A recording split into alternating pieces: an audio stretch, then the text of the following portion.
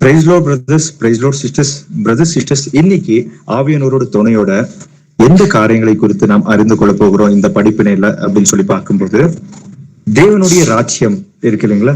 தேவனுடைய ராஜ்யம் அப்படின்னா என்ன அப்படின்றதையும், ஏன்னா பரலோக ராஜ்யம் அப்படின்னா என்னன்றதையும், அதுக்கடுத்து மனுஷகுமாரன் தன்னுடைய ராஜ்யத்தை பெற்றவராக வரும் பொழுது அப்படின்னு சொல்லி கூட வசனத்துல எழுதப்பட்டிருக்கு இல்லைங்களா?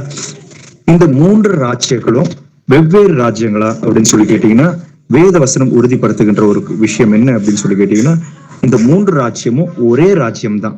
அது எப்படி அப்படின்றத வசனத்தின் மூலியமா நம்ம அறிஞ்சுக்கலாம்.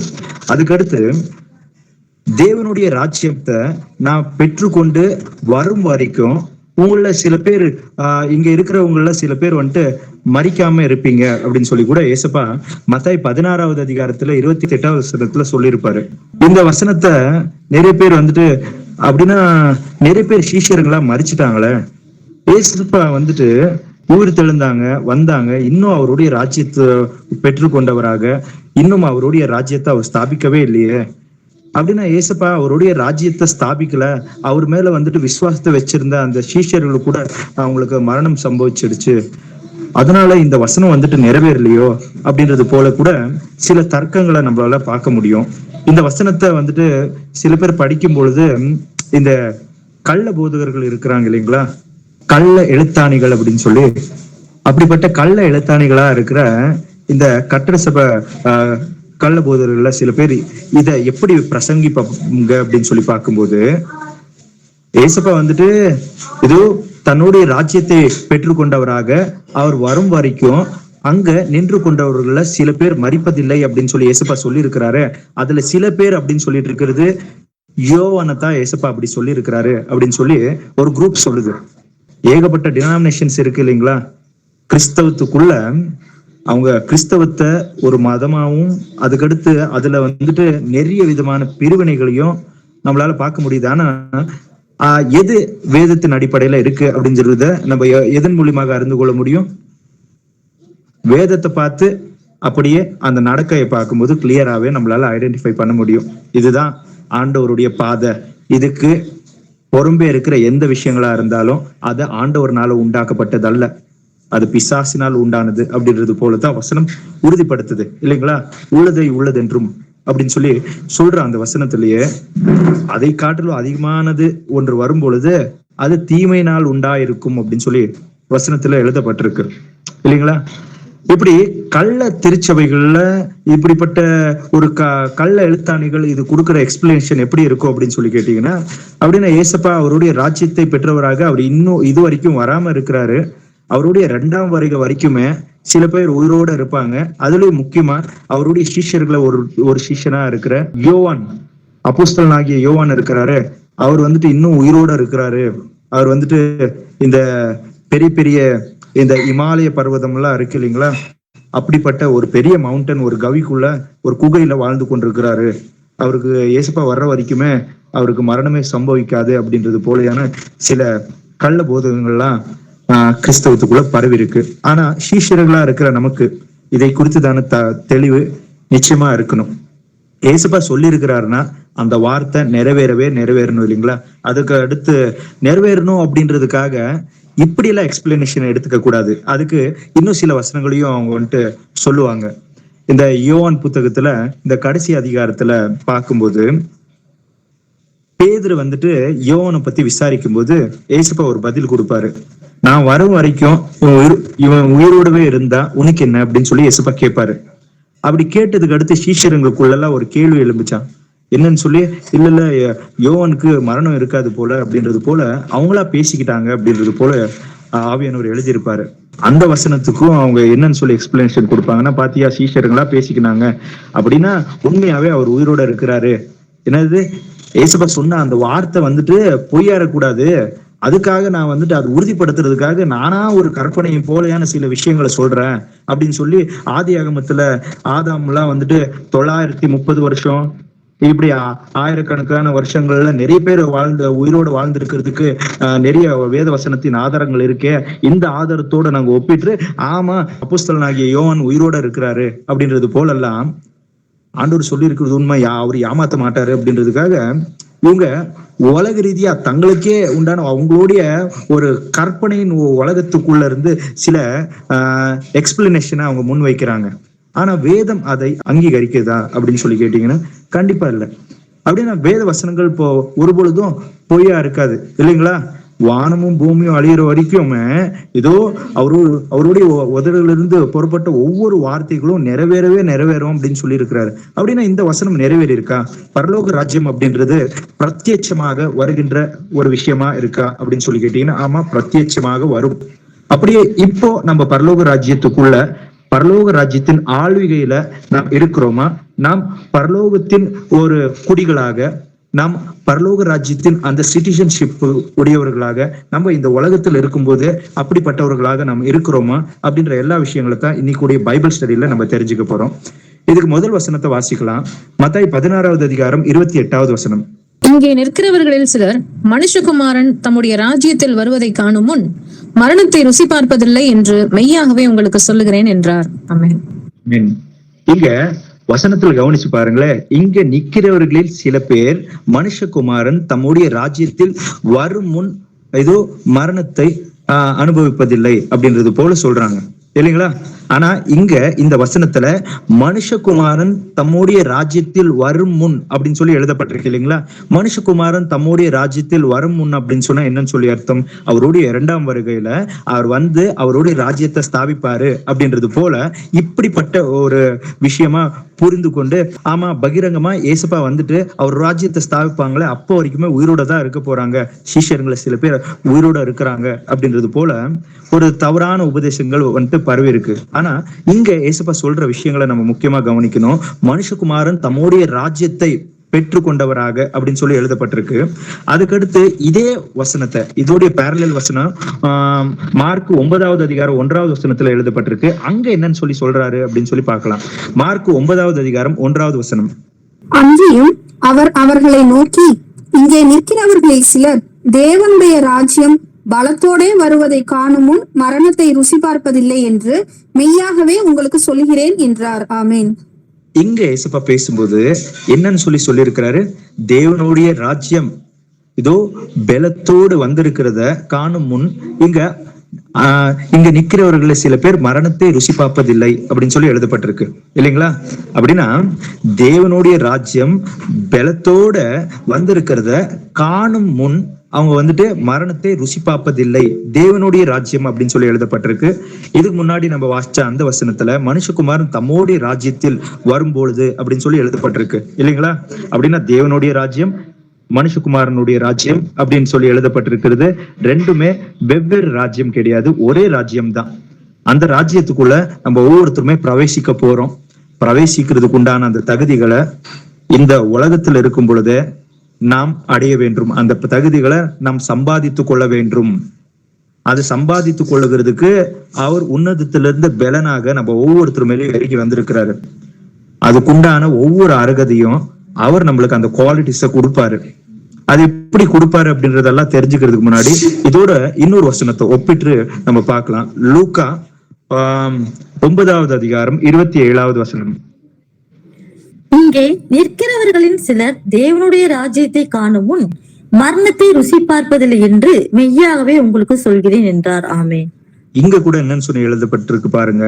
இதோ இங்க நிக்கிறவர்களை சில பேர் அப்படின்னா யூதாசை விட்டு அப்போஸ்தலர்கள்ல அந்த 12 பேர்ல 11 பேரா நம்ம கன்சிடர் பண்ணி எடுத்துக்கலாம். அந்த 11 பேர்ல இதோ 11 பேருமே தேவனுடைய ராஜ்யம் வந்துட்டு வந்திருக்கிறத காணும் முன் அவங்க வந்துட்டு மரணத்தை ருசி பார்ப்பதில்லை அப்படின்னு சொல்லிட்டு இருக்கிறாங்க.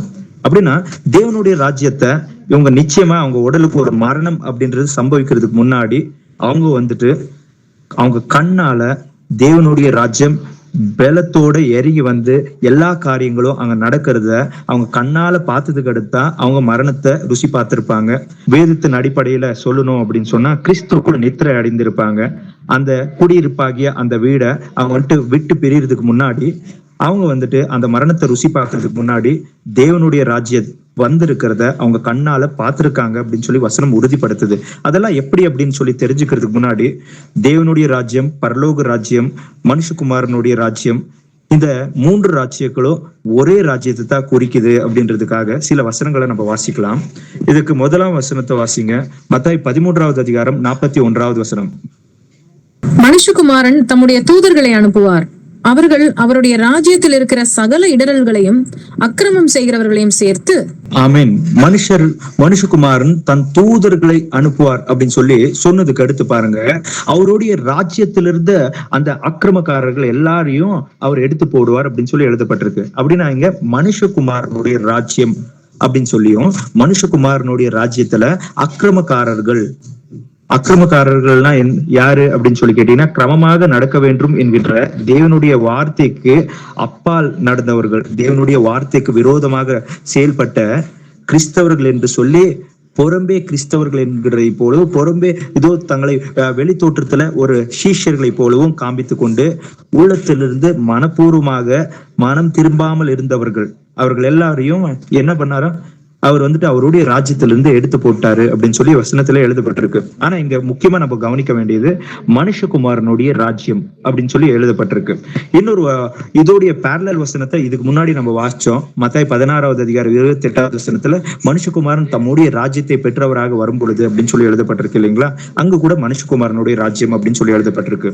இதே ராஜ்யத்தை குறித்து பிதாவின் ராஜ்யம் அப்படின்னு சொல்லி எழுதப்பட்டிருக்கு. அந்த வசனத்தையும் கவனிக்கலாம். மத்தாய் 6வது அதிகாரம் 10வது வசனம். உம்முடைய ராஜ்யம் வருவதாக, உம்முடைய சித்தம் பரமண்டலத்திலே செய்யப்படுகிறது போல பூமியிலேயும் செய்யப்படுவதாக. ஆமேன். இங்க பாருங்களேன், இந்த ஜபம் நம்ம ஒவ்வொருத்தருமே பரமண்டலில் இருக்கின்ற எங்கள் பிதாவே, ரோமன் கேத்தலிக் பேக்ரவுண்ட் இருந்து யாரெல்லாம் வந்திருப்போமோ ரோசரியில இந்த பிரேயரை கண்டிப்பா நம்ம பண்ணிருப்போம் இல்லைங்களா? இந்த பிரேயர்ல நம்ம பிரேயர் பண்ணும்போது, இதோ பரலோகத்துல உங்களுடைய சித்தம் நிறைவேறுகிறது போலவே இதோ இந்த பூலோகத்திலயும் உங்க சித்தம் நிறைவேறட்டும் அப்படின்னு சொல்றதுக்கு முன்னாடி என்னன்னு சொல்றோம், உங்களுடைய ராஜ்யம் வருவதாக. அவரோட ராஜ்யம் வருகின்றத, உங்களுடைய சித்தம் இந்த பூமியில நிறைவேறட்டும் அப்படின்னு சொல்லி சொல்றாங்க. ஆமா, ரெண்டுக்குமே கனெக்ஷன் இருக்கு. என்ன அப்படின்னு சொல்லி கேட்டீங்கன்னா, தேவனுடைய சித்தம் இந்த பூமியில அப்படின்னா இந்த பூமியின் குடிகளா இருக்கின்ற இந்த மனுஷர்களுக்குள்ள நிறைவேறும் பொழுது, தேவனுடைய சித்தத்துக்கு அவர்களை மனுஷர்கள் ஒப்பு கொடுக்கும் பொழுது தேவனுடைய ராஜ்யம் அவர்களுக்குள் வந்திருக்கிறது அப்படின்றது தான் வேத வசனம் சொல்லுகின்ற உண்மை. அது எப்படி அப்படின்றதுக்கு உண்டான விளக்கங்களை நம்ம வசனங்கள் மூலியமா அறிஞ்சுக்கலாம். ஆனா இதை வாசிச்சதுக்கு உண்டான காரணம் என்ன அப்படின்னு சொல்லி கேட்டீங்கன்னா, இது தேவனுடைய ராஜ்யம், உங்களுடைய ராஜ்யம் வருவதாக அப்படின்னு சொல்லி யாரை பார்த்து ஜபிக்க ஆரம்பிக்கிறோம்? பரமண்டலங்கள் இருக்கின்ற எங்கள் பிதாவே அப்படின்னு சொல்லிட்டு தான் அந்த ஜபமே ஆரம்பிப்போம். ஏசப்பதா பிதா அப்படின்றதுக்கு இது கூட ஒரு நல்ல எவிடன்ஸ் தான். அதுக்கடுத்து இன்னொரு வசனத்தை வாசிங்க. பிதாவுடைய ராஜ்யம் அப்படின்றதுக்கு இன்னொரு வசனத்தை நம்ம வாசிக்கலாம். மத்தாய் 13வது அதிகாரம் 43வது வசனம். அப்பொழுது நீதிமான்கள் தங்கள் பிதாவின் ராஜ்யத்திலே சூரியனை போல் பிரகாசிப்பார்கள். கேட்கிறதுக்கு காதுள்ளவன் கேட்க கடவன். ஆமேன். ஆமேன். மத்தாய் 13வது அதிகாரம் 43வது வசனம். இதே வசனத்தை நம்ம இதுக்கு முன்னாடி வாசிச்சோம். அதுல என்னன்னு சொல்லி எழுதப்பட்டிருந்துச்சு? 13வது அதிகாரம் 41வது வசனத்துல மனுஷகுமாரன் தம்முடைய தூதர்களை அனுப்புவார், அவருடைய ராஜ்யத்திலிருந்து அக்கிரமக்காரர்கள் எல்லாரையும் அகற்றி போடுவார் அப்படின்னு சொல்லி எழுதப்பட்டிருந்துச்சு இல்லைங்களா? அதே வசனத்துல அடுத்து ரெண்டு வசனத்தை விட்டு 43வது வசனத்துல என்னென்ன எழுதப்பட்டிருக்கு அப்படின்னு சொல்லி கேட்டீங்கன்னா, பிதாவுடைய ராஜ்யத்தில இதோ நீதிமான்கள் சூரியனை போல பிரகாசிப்பார்கள் அப்படின்னு சொல்லி எழுதப்பட்டிருக்கு. அப்படின்னா மனுஷகுமாரனுடைய ராஜ்யம் அப்படின்னாலும் பிதாவுடைய ராஜ்யம் அப்படின்னாலும் ஒரே ராஜ்யத்தை தான் குறிக்கிறாரு இல்லைங்களா? ஒரே காரியத்தை தான் வெளிப்படுத்தி சொல்றாரு. அந்த ராஜ்யத்துக்குள்ள நீதிமான்கள் மட்டும்தான் பிரவேசிப்பாங்க அப்படின்னு சொல்லி வசனம் உறுதிப்படுத்துது. இன்னொரு வசனத்தையும் நம்ம வாசிக்கலாம். பிதாவின் ராஜ்யம் அப்படின்றதுக்காக இன்னொரு வசனத்தையும் வாசிக்கலாம். மத்தாய் 26வது அதிகாரம் 29வது வசனம். இது முதல் இந்த திராட்சை பழ ரசத்தை நவமானதாய் உங்களோடு கூட என் பிதாவின் ராஜ்யத்திலே நான் பானம் பண்ணும் நாள் வரைக்கும் இதை பானம் பண்ணுவது இல்லை என்று உங்களுக்கு சொல்லுகிறேன் என்றார். இங்க கூட இயேசு பாருங்களேன், ஏதோ பிதாவின் ராஜ்யம் அப்படின்னு சொல்லி குறிப்பிடுறாரு. தன்னுடைய ராஜ்யத்தை தான் பிதாவுடைய ராஜ்யம் அப்படின்றாரு, பிதாவுடைய ராஜ்யத்தை தான் தன்னுடைய ராஜ்யம் அப்படின்றாங்க.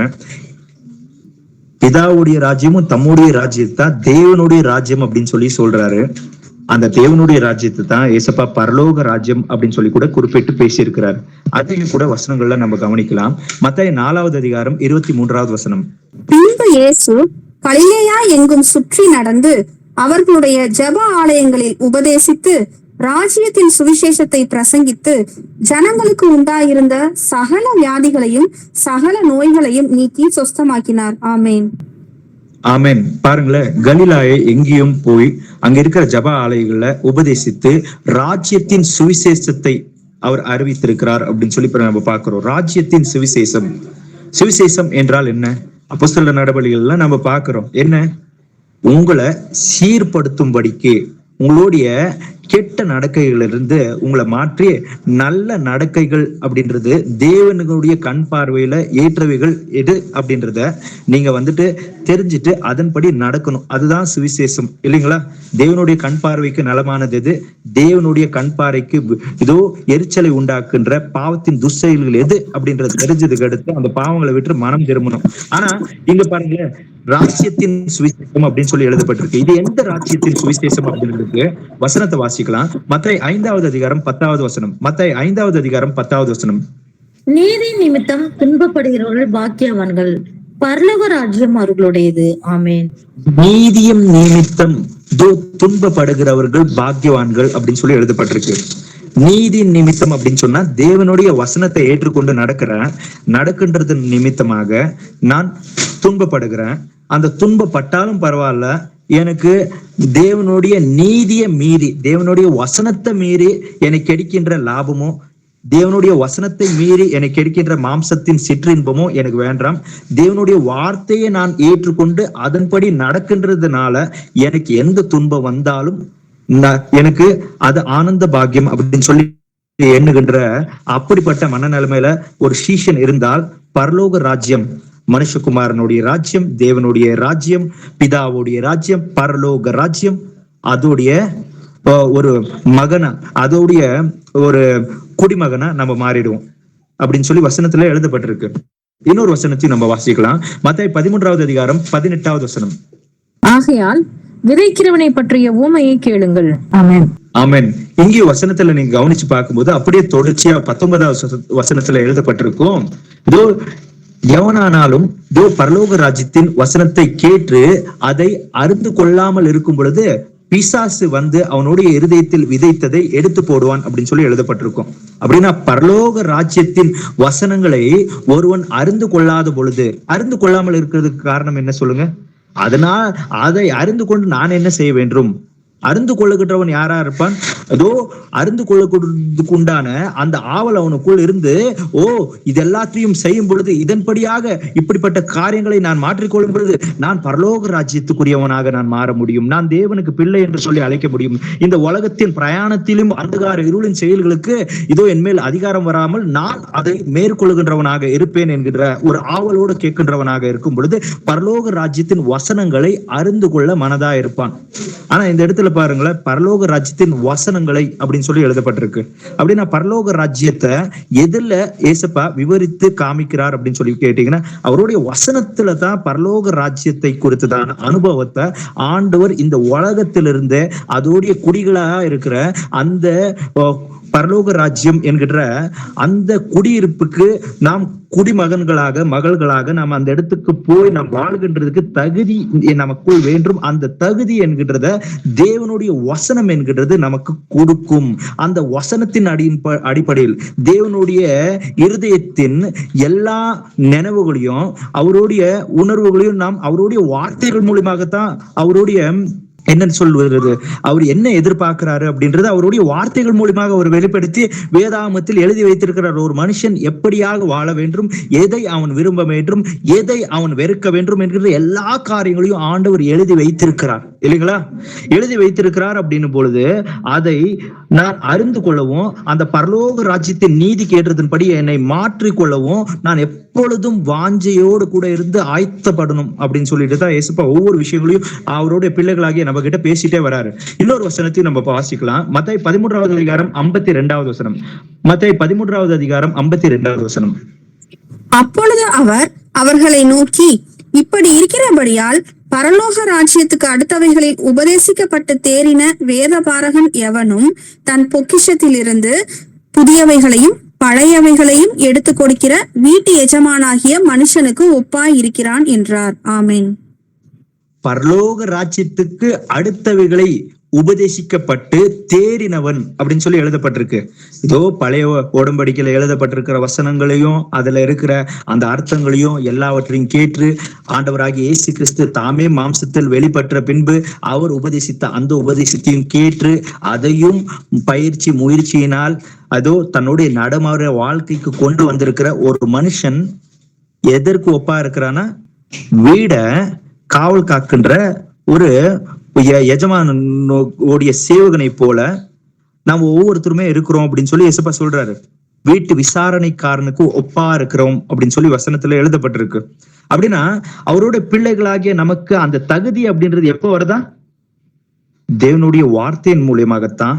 அந்த வார்த்தைய நம்மளுடைய அடிப்படையின் வாழ்க்கையில, நம்ம நடைமுறை வாழ்க்கையில நம்ம வந்துட்டு என்ன பண்ணணுங்களா, அத முயற்சி பயிற்சி செய்யறது மூலியமாக மனப்பூர்வமாக நமக்குள்ள இருந்து அந்த தேவன் எதை எதிர்பார்க்கிறாரோ அப்படிப்பட்ட ஒரு நடக்கையானது, அப்படிப்பட்ட வாஞ்சியானது நம்மளுக்குள்ள இருந்து அது வெளிப்படணும். அது தெரிய வரணும். நம்மளோட கிரியைகள்ல அது வெளிப்படணும். அப்போதுதான் நான் பரலோக ராஜ்யத்து அந்த ஒரு குடிமகனாக, பரலோக ராஜ்யத்துக்குரியவனாக நான் மாற முடியும். நான் மாறி இருக்க அப்படின்றது அதன் மூலியமாக தான் தெரிஞ்சுக்க முடியும். அடுத்து இன்னொரு வசனத்தையும் நம்ம வாசிக்கலாம். மத்தாய் 21வது அதிகாரம் 43வது வசனத்தை வாசிங்க. மத்தாய் 21வது அதிகாரம் 43வது வசனம். ஆகையால் தேவனுடைய ராஜ்யம் உங்களிடத்தில் இருந்து நீக்கப்பட்டு அதற்கேற்ற கனிகளை தருகிற ஜனங்களுக்கு கொடுக்கப்படும். ஆமேன். இங்க ஏசுப்பா ஒரு ஊமையை சொல்லிட்டு அந்த ஊமைக்கு உண்டான விளக்கங்களை அவங்க கிட்ட கேட்கிறாங்க. யாருகிட்ட கேட்டாங்க? மகா ஆசிரியர்கள், சாஸ்திரிகள், இதோ அந்த ஜனங்களை வழி நடத்திட்டு இருந்த மூப்பர்கள் அப்படின்றது போல இருந்த இவர்களை பார்த்து ஏசுப்பா சொல்றாரு என்னன்னு சொல்லி, ஒரு மனுஷன் ஒரு திராட்சை தோட்டத்தை செய்து அது வந்துட்டு இது போல வேலைக்காரர்களை வைத்து அது கனி காலம் வரும் பொழுது கனியை போய் வாங்கிட்டு வர்றதுக்காக அவங்க வேலைக்காரங்களை அனுப்புறாங்க. அந்த வேலைக்காரங்களை எல்லாரையும் அவங்க வந்துட்டு என்ன பண்றாங்க, அடிச்சு துன்பப்படுத்தி அதை கொடுக்காம அவங்கள எல்லாரையும் சாகடிச்சு இப்படி எல்லாம் பண்ணிட்டு இருக்கும் போது அவர் என்ன செய்யறாரு, அந்த எஜமான் இல்ல என் மகனுக்குன்னா இறங்குவாங்க அப்படின்னு சொல்லி ஒரு மகனை, அவருடைய சொந்த மகனை அனுப்பி வைக்கும்போது அந்த மகனையும் பார்த்துட்டு இவர் தான் வாரிசு, இவரை நம்ம வந்துட்டு கொன்னுடலாம் அப்படின்றது போல அவங்க டிசைட் செய்து அவங்க ஊரையும் கூட வந்துட்டு கொன்னுட்டாங்க அப்படின்னு சொல்லி பாக்குறோம். அதுக்கு அடுத்து என்ன நடந்திருக்கும்? ஏசப்பா கேட்கிறாரு என்ன செய்வாரு அந்த எஜமான்.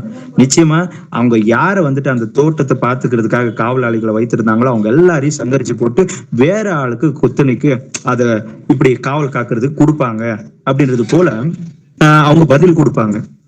அப்பதான் ஏசப்பா வந்துட்டு தேவனுடைய ராஜ்யம் உங்களிடத்திலிருந்து எடுத்து ஏதோ அதன் கனிகளை கொடுக்கறவங்களுக்கு கொடுக்கப்படும் அப்படின்னு சொல்லி சொல்றாரு. அப்படின்னா தேவனுடைய ராஜ்யத்தை யாருக்கு கொடுத்திருந்தாரா? தேவனுடைய ராஜ்யத்தை இஸ்ரேல் ஜனங்களுக்கு கொடுத்திருந்தாங்களா?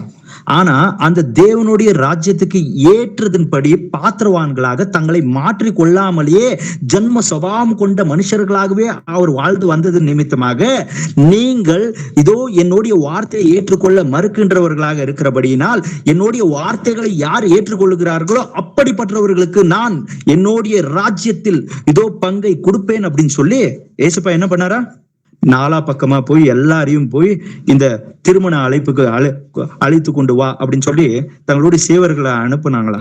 அது போலதான் இதோ நம்ம ஒவ்வொருத்தருக்குமே இன்னைக்கு அழைப்பு என்கிறது நம்ம ஒவ்வொருத்தருக்கும் கொடுத்திருக்கிறாரு. ஆனா இவங்களுக்கு தேவனுடைய ராஜ்யம் எப்படி கொடுத்திருக்கிறாரு அப்படின்னு சொல்லி கேட்டீங்கன்னா, தேவனுடைய ராஜ்யம் இவங்களுக்கு கொடுத்திருந்தாங்க. இவங்க அந்த தேவனுடைய ராஜ்யத்தின் ஆளுகைக்குள் அவங்க இருக்காதபடிக்கு மொரட்டாட்டம் பிடித்தவர்களாக, வணங்கா கழுத்துள்ளவர்களாக அவருடைய ராஜ்யத்தின் அந்த ஆழ்விகைக்கு தங்களை ஒப்பு கொடுக்காமல் இந்த உலகத்தாரர்களை போலவே வாழ்ந்து வந்தது நிமித்தமாகத்தான் அவர்களுக்கிட்ட இருந்த தேவனுடைய ராஜ்யத்தை எடுத்து போட்டார் அப்படின்னு சொல்லி பாக்குறோம். அப்படின்னா தேவனுடைய ராஜ்யத்தின் அந்த வாழ்க்கைய இந்த உலகத்திலேயே ஒரு மனுஷன் தன்னுடைய வாழ்க்கையில் வாழ முடியுங்களா அப்படின்னு சொல்லி கேட்டீங்கன்னா, தேவனுடைய ராஜ்யம் அப்படின்றது வந்துட்டு யோவான் 1வது அதிகாரம் 1வது வசனத்துல ஆதியிலே வார்த்தை இருந்தது, அந்த வார்த்தை தேவனிடத்தில் இருந்தது, அந்த வார்த்தையே தேவனா இருந்தது அப்படின்னு சொல்லி எழுதப்பட்டிருக்கு இல்லைங்களா. 10வது வசனத்துல அவர் தம்முடைய சொந்தமானவர்களிடத்தில் வந்தார், ஆனால் சொந்தமானவர்கள் அவரை ஏற்றுக்கொள்ளவில்லை அப்படின்னு சொல்லி எழுதப்பட்டிருக்கும். அப்படின்னா அவர்கள் தேவனுடைய ராஜ்யம் என்கின்றது அவர்களுக்கு வார்த்தையின் மூலியமாக தேவனுடைய ஆலோசனையாக வந்தது. உங்களுடைய நடக்கைகள் இப்படியாக இருக்க வேண்டும் அப்படின்னு சொல்லி. ஆனா அவர்கள் தேவனுடைய வார்த்தையை ஏற்றுக்கொண்டு அதன்படியாக தங்களுடைய நடக்கைகளை மாற்றிக் கொள்ளாமலேயே வாழ்ந்து வந்து இந்த உலகத்தில் தங்களுக்கு லாபமாக இருக்கிறவைகளை மட்டுமே தேடிக்கொண்டிருந்தார்கள். அதன் நிமித்தமாகத்தான் தேவன் மனுஷகுமாரனாக வந்த நாட்களில் அவர்களை கடிந்து கொண்டார். என்னவென்று சொல்லி, உங்களுடைய ஏக்கங்கள் எப்படிப்பட்டதாக இருக்கிறது, மனுஷர்களை காண வேண்டும் என்று சொல்லி ஜெபம் செய்கிறீர்கள், மனுஷர்கள் காண வேண்டும் என்று சொல்லி தான தர்மங்களை செய்கிறீர்கள், இதோ மனுஷர்கள் காண வேண்டும் என்று சொல்லி நீங்க உபவாசத்தை செய்கிறீர்கள் அப்படின்னு சொல்லி எல்லா விஷயங்கள்லயும் அவ்வளவுதான் தங்களுக்கு லாபமா எங்கெல்லாம் கிடைக்குதோ அது போல வெறும் இதோ அந்த ட்ரெடிஷன்ஸை மட்டுமே ஃபாலோ பண்ணி, ஆனா அதுக்குள்ள இருக்கிற முக்கியமான நீதிய அவங்க வந்துட்டு விட்டுட்டாங்க. ஏசப்பா உணர்வுபூர்வமா எதிர்பார்த்த விஷயம் என்ன அப்படின்னு சொல்லி கேட்டீங்கன்னா, உங்களுடைய தினசரி வாழ்க்கையில உங்களுடைய நடக்கை என்கின்றது எப்படி இருக்கணும், ஒரு தேவனுடைய பிள்ளை அப்படின்னு சொன்னா எப்படி இருக்கணும் அப்படின்றத அவர் பழைய உடன்படிக்கையிலையும் எழுதி வைத்திருக்கிறாரு இல்லைங்களா? உன்னை போலவே உன் அயலான நேசிக்கணும் அப்படின்றது, ஏழைக்கு இறங்கணும் அப்படின்றது, திக்கேற்றவர்களையும் இதோ விதவர்களையும் ஆதரிக்கணும் அப்படின்றது, சிலை வழிபாடுகளை செய்யக்கூடாது அப்படின்றதாகட்டும், பெருமையான எண்ணம் கொண்டவர்களாக இருக்கக்கூடாது, எல்லாவற்றிலும் தேவனுக்கு பயந்து நம்ம நடக்கணும். அது போல நம்ம வந்துட்டு வாழ்ந்தவங்களை ஏசப்பா சொல்லி இருக்கிற அந்த டீச்சிங் போலவே தங்களுடைய வாழ்க்கையை வாழ்ந்தவங்களையும் நம்ம பழைய உடன்படிக்கையில கூட நம்ம பார்க்க முடியும். தானியேலு, தாவீது, இவங்க எல்லாரையும் அதோடைய மூல அம்சம் என்னன்னு சொல்லி சொல்ல வராரோ அந்தபடியாகவே தங்களுடைய வாழ்க்கைய அவங்களுடைய நடக்கையில அவங்க வந்துட்டு வாழ்ந்து காமித்ததை நம்மளால பார்க்க முடியுது. அப்படி என்றால் தேவனுடைய ராஜ்யம் என்கின்றது அவர்களுக்கு, தேவனுடைய ஆலோசனை என்கின்றது தேவனுடைய வசனங்கள் மூலியமாக அவர்களுக்கு கொடுக்கப்பட்டது. ஆனா அந்த வசனத்தை ஏற்ற மறுத்தபடினால் தேவன் அதை அவர்கள் ஏற்றுக்கொண்டு அதன்படி நடக்கின்றதுக்கு அவர்கள் மறுத்து விட்டார்கள். அதனால தான் ஏசப்பா சொல்றாரு, அந்த வார்த்தைகளை இனி ஏற்றுக்கொள்ளாத உங்களுக்கு கொடுக்காம என்னுடைய வார்த்தைகளை நான் யார் ஏற்றுக்கொண்டு அதன்படி நடக்கிறார்களோ அவர்களுக்கு கொடுக்கிறேன் என்று சொல்லி புறஜாதிகளா இருக்கிற நமக்கு அவருடைய ராஜ்யத்தை கொடுத்து விட்டார் அவருடைய வார்த்தையின் மூலியமாக. அதனால தான் யோவான் 1:12 வசனத்துல எழுதப்பட்டிருக்கும், யார் யாரெல்லாம் அவருடைய நாமத்தின் மேல் விசுவாசத்தை வைத்தார்களோ என்றால் அவரை ஏற்றுக்கொண்டார்களோ அவர்களுக்கு தங்களுடைய பிள்ளைகளாகிற அதிகாரத்தை கொடுத்தார் அப்படின்னு சொல்லி எழுதப்பட்டிருக்கும். அப்படின்னா பிள்ளைகளாகிற அதிகாரம் வெறும் விசுவாசத்தை வைத்தேன் என்று சொல்லுகின்ற வார்த்தையின் விசுவாசத்தினால் வருகின்ற ஒன்று அல்ல. பிள்ளை என்கின்ற அந்த அங்கீகாரம் என்கின்றது தேவனால் எப்படி கிடைக்கும் என்றால், தேவனுடைய வார்த்தைக்கு விரோதமான என்னுடைய பழைய வாழ்க்கையில் இருந்த அந்த ஜன்ம சுபாவத்தின் எல்லா துர்குணங்கள், கோபங்கள், எரிச்சல், பொறாமை, இதோ வன்கண் அப்படின்ற நிறைய விஷயங்கள், தேவனுக்கு பிரியமில்லாதது நம்மளுடைய பழைய வாழ்க்கை இருக்கிறத, இது எல்லாமே பாவம் என்கின்றத தேவன் அவருடைய வேத வசனங்கள் மூலமாக நமக்கு காமிப்பார். அப்பொழுது அது ஒவ்வொரு விஷயங்களுக்காக மனவருந்தி ஒவ்வொரு விஷயங்களை விட்டு வரோமே, அந்த வசனங்களை நம்ம ஏற்றுக்கொண்டு நம்மளுடைய நடைமுறை வாழ்க்கையில அதை அனுசரித்து மனப்பூர்வமாக, ஒரு கட்டாயத்தின் நிமித்தமாக அல்ல, மனப்பூர்வமாக நான் இப்படியாகத்தான் நடக்க வேண்டும் என்று சொல்லி அந்த பழைய நடக்கைய நாம் வெறுக்கவும் ஆரம்பிப்போம் இல்லைங்களா? இப்படியாகத்தான் தேவனுடைய ராஜ்யம் என்கின்றது நமக்குள்ள செயல்படுகின்றதுக்கு ஆரம்பிக்கப்படும். இப்படியாகத்தான் நாம் அந்த தகுதிக்குள்ள பரலோக ராஜ்யத்தின் குடிமக்கள்களாக நம்ம ஒவ்வொருத்தருமே வந்துட்டு தகுதிப்பட்டு கொண்டே வருவோம். அந்த சிட்டிசன்ஷிப் அப்படின்ற அந்த குவாலிட்டி நம்மளுக்கு இங்க இருந்தா, பூமி இருந்தா நம்மளுக்கு கிடைக்கும். நான் பரலோக ராஜ்யத்துக்கு போனதுக்கு அடுத்து சேஞ்ச் ஆக போறேன் அப்படின்றது இல்ல, இங்க இருந்தே தான் சேஞ்ச் ஆகணும். இங்க இருந்து சேஞ்ச் ஆனா மட்டும்தான் அங்க பிளேஸ். இங்க இருந்து நான் சேஞ்ச் ஆகாம இருந்தேன்னா நான் அங்க போனதுக்கு அடுத்து அங்க எனக்கு பிளேஸே கிடையாது. ஃபர்ஸ்ட் ஆஃப் ஆல், ஏன்னா பூமியில இருக்கும்போது ஏசப்பா வந்துட்டு தன்னோடு இருந்த அந்த 12 சீஷர்களை ஒருவன் வந்துட்டு, உங்களிலும் ஒருவன் 30 வெள்ளிக்காசினால பிசாசா மாறி இருக்கிறான், உலகத்தின் மேல் பற்றுதல் வந்ததுனால பிசாசா மாறி இருக்கிறான் அப்படின்னு சொல்லி ஏசப்பா பிசாசா இருக்கிறான். ஆமா, பிசாசா இருக்கிறவனு பரலோக ராஜ்யத்துக்குள்ள, அவரோட ராஜ்யத்துக்குள்ள எந்த விதமான அங்கீகாரமும் கிடைக்காது. அந்த இடத்துல நம்மளுக்கு இடம் இல்லை. அடுத்த ஒரு வசனத்தை வாசிக்கலாம். மார்க் 4:26-27. மார்க் 4:26-27. பின்னும் அவர் அவர்களை நோக்கி, தேவனுடைய ராஜ்யமானது ஒரு மனுஷன் நிலத்தில் விதையை விதைத்து இரவில் தூங்கி பகலில் விழித்திருக்க அவனுக்கு தெரியாத விதமாய் விதை முளைத்து பயிராகிறதற்கு ஒப்பாய் இருக்கிறது. ஆமென். தேவனுடைய ராஜ்யம் எதற்கு ஒப்பா இருக்கிறதா? விதைக்கு ஒப்பா இருக்கிறது. தேவன் விதையை எதற்கு ஒப்பிட்டு பேசி இருக்கிறார் அப்படின்னு சொல்லி நம்ம வேத வசனங்களை பார்க்கும்போது தன்னுடைய வசனத்துக்கு தான் ஏசப்பா விதையை ஒப்பிட்டு பேசியிருப்பார். ஏன் இந்த 4வது அதிகாரத்திலயும் ஏசப்பா அந்த விதை விதைக்கிற அந்த ஓமையை சொல்லிட்டு வரும்பொழுது தான் இந்த விஷயத்தையும் அவங்களுக்கு சொல்றாங்க. அப்படின்னா வசனத்தை தான் ஏசப்பா தேவனுடைய ராஜ்யத்துக்கு ஒப்பிட்டு பேசுறாரு. வசனத்தை ஏற்றுக்கொண்டா வசனத்தின் அடிப்படையில தன்னுடைய வாழ்க்கைய, தன்னுடைய எல்லா அவனுடைய வாழ்க்கையில் ஒவ்வொரு விஷயங்களையும் அவன் மாற்றிக்கொள்ளுகிறதுக்கு அவன் விரும்புகிறதல்ல, மனப்பூர்வமாக அதை நிறைவேற்றுகின்றவனாக. மனப்பூர்வம் என்றால் என்ன? எந்த இடத்துலயும் வந்துட்டு இல்ல இது என்ன கொஞ்சம் கண்டிக்கிறது போல இருக்கு, இந்த விஷயத்தை விட்டா கொஞ்சம் சில லாஸ் நான் சந்திக்கணுமா இருக்கும், இந்த விஷயங்களை வந்துட்டு நான் ஏன் வந்துட்டு அந்த அளவுக்கு இறங்கி போகணும், இல்ல இந்த விஷயம் நாளைக்கு என் ஃபியூச்சர் என்ன ஆயிருமோ, இப்படி இல்ல காரணங்கள்லாம் முன்வைக்க கூடாது. நம்ம ஆண்டவர் என்ன சொல்றாரோ அவருடைய வார்த்தையின்படியாக எனக்கு சொல்ற அந்த புத்திமதியை நான் கேட்டு அது எனக்கு லாபமா இருந்தாலும் அது என்னுடைய ஆத்துமாக்கு நஷ்டமாக மாறிடும். ஒருவேளை நான் இன்னைக்கு இல்ல நான் கண்கள்ல காண்கின்ற இந்த உலகம்தான் மெய்யானது அப்படின்றது போல ஒரு வாழ்க்கையை வாழ ஆரம்பிக்கிறேன்னு வச்சுக்கோங்களேன். நான் எடுத்த அந்த ஒரே ஒரு தீர்மானத்தினால என்னுடைய நடக்கைய பின்பற்றுகின்றவர்களாக நம்ம வீட்டுல இருக்கிறவங்க, நம்ம சொந்த பந்த ஜனங்க எல்லாருமே தான் விழுந்துருவாங்க நம்ம ஒரே ஒருத்தருடைய சுயநலமான ஒரு முடிவுனால. அதனால சுயநலம் அப்படின்றது முதலாவதா ஆண்டவருடைய பிள்ளைக்கு இருந்துச்சுன்னா அவன் ஆண்டவருடைய பிள்ளையே கிடையாது. ஏன் அப்படின்னு சொல்லிக்கிட்டு ஒருவன் தன் சுயத்தை வெறுத்து என்னை பின்பற்றாதவனாக இருக்கும் பொழுது அவன் என்னுடைய சீஷனாக இருக்க முடியாது அப்படின்னு சொல்லி இயேசு சொல்லி இருக்கிறாரு. சரி, இன்னொரு வசனத்தையும் வாசிக்கலாம். மார்க் 4வது அதிகாரம் 11வது வசனம். அதற்கு அவர், தேவனுடைய ராஜ்யத்தின் ரகசியத்தை அறியும்படி உங்களுக்கு அருளப்பட்டது, புறம்பே இருக்கிறவர்களுக்கோ இவைகள் எல்லாம் ஊமைகளாக சொல்லப்படுகிறது. ஆமேன். என்னங்களா?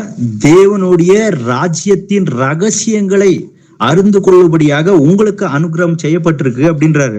அப்படின்னா தேவனுடைய ராஜ்யத்தின் ரகசியங்கள் எப்படி அவங்களுக்கு தெரிய வந்துச்சு? வசனங்கள் தான், வார்த்தைகளின் மூலியமாக தேவன் ஒரு மனுஷனுடைய மனநிலைமை எப்படியாக இருக்க வேண்டும், ஒருவன் தேவனுடைய வசனத்தை கேட்கும் பொழுது அவன் நன்மையும் செம்மையும் உள்ள அந்த இருதயமான ஒரு உள்ளமாக இருக்க வேண்டும். அவனுடைய இருதயத்தை மிகவும் பாதுகாப்பாக அவன் எல்லா காவலோடு கூட தன்னுடைய இருதயத்தை காத்து கொண்ட ஒரு மனுஷனாக இருக்க வேண்டும்.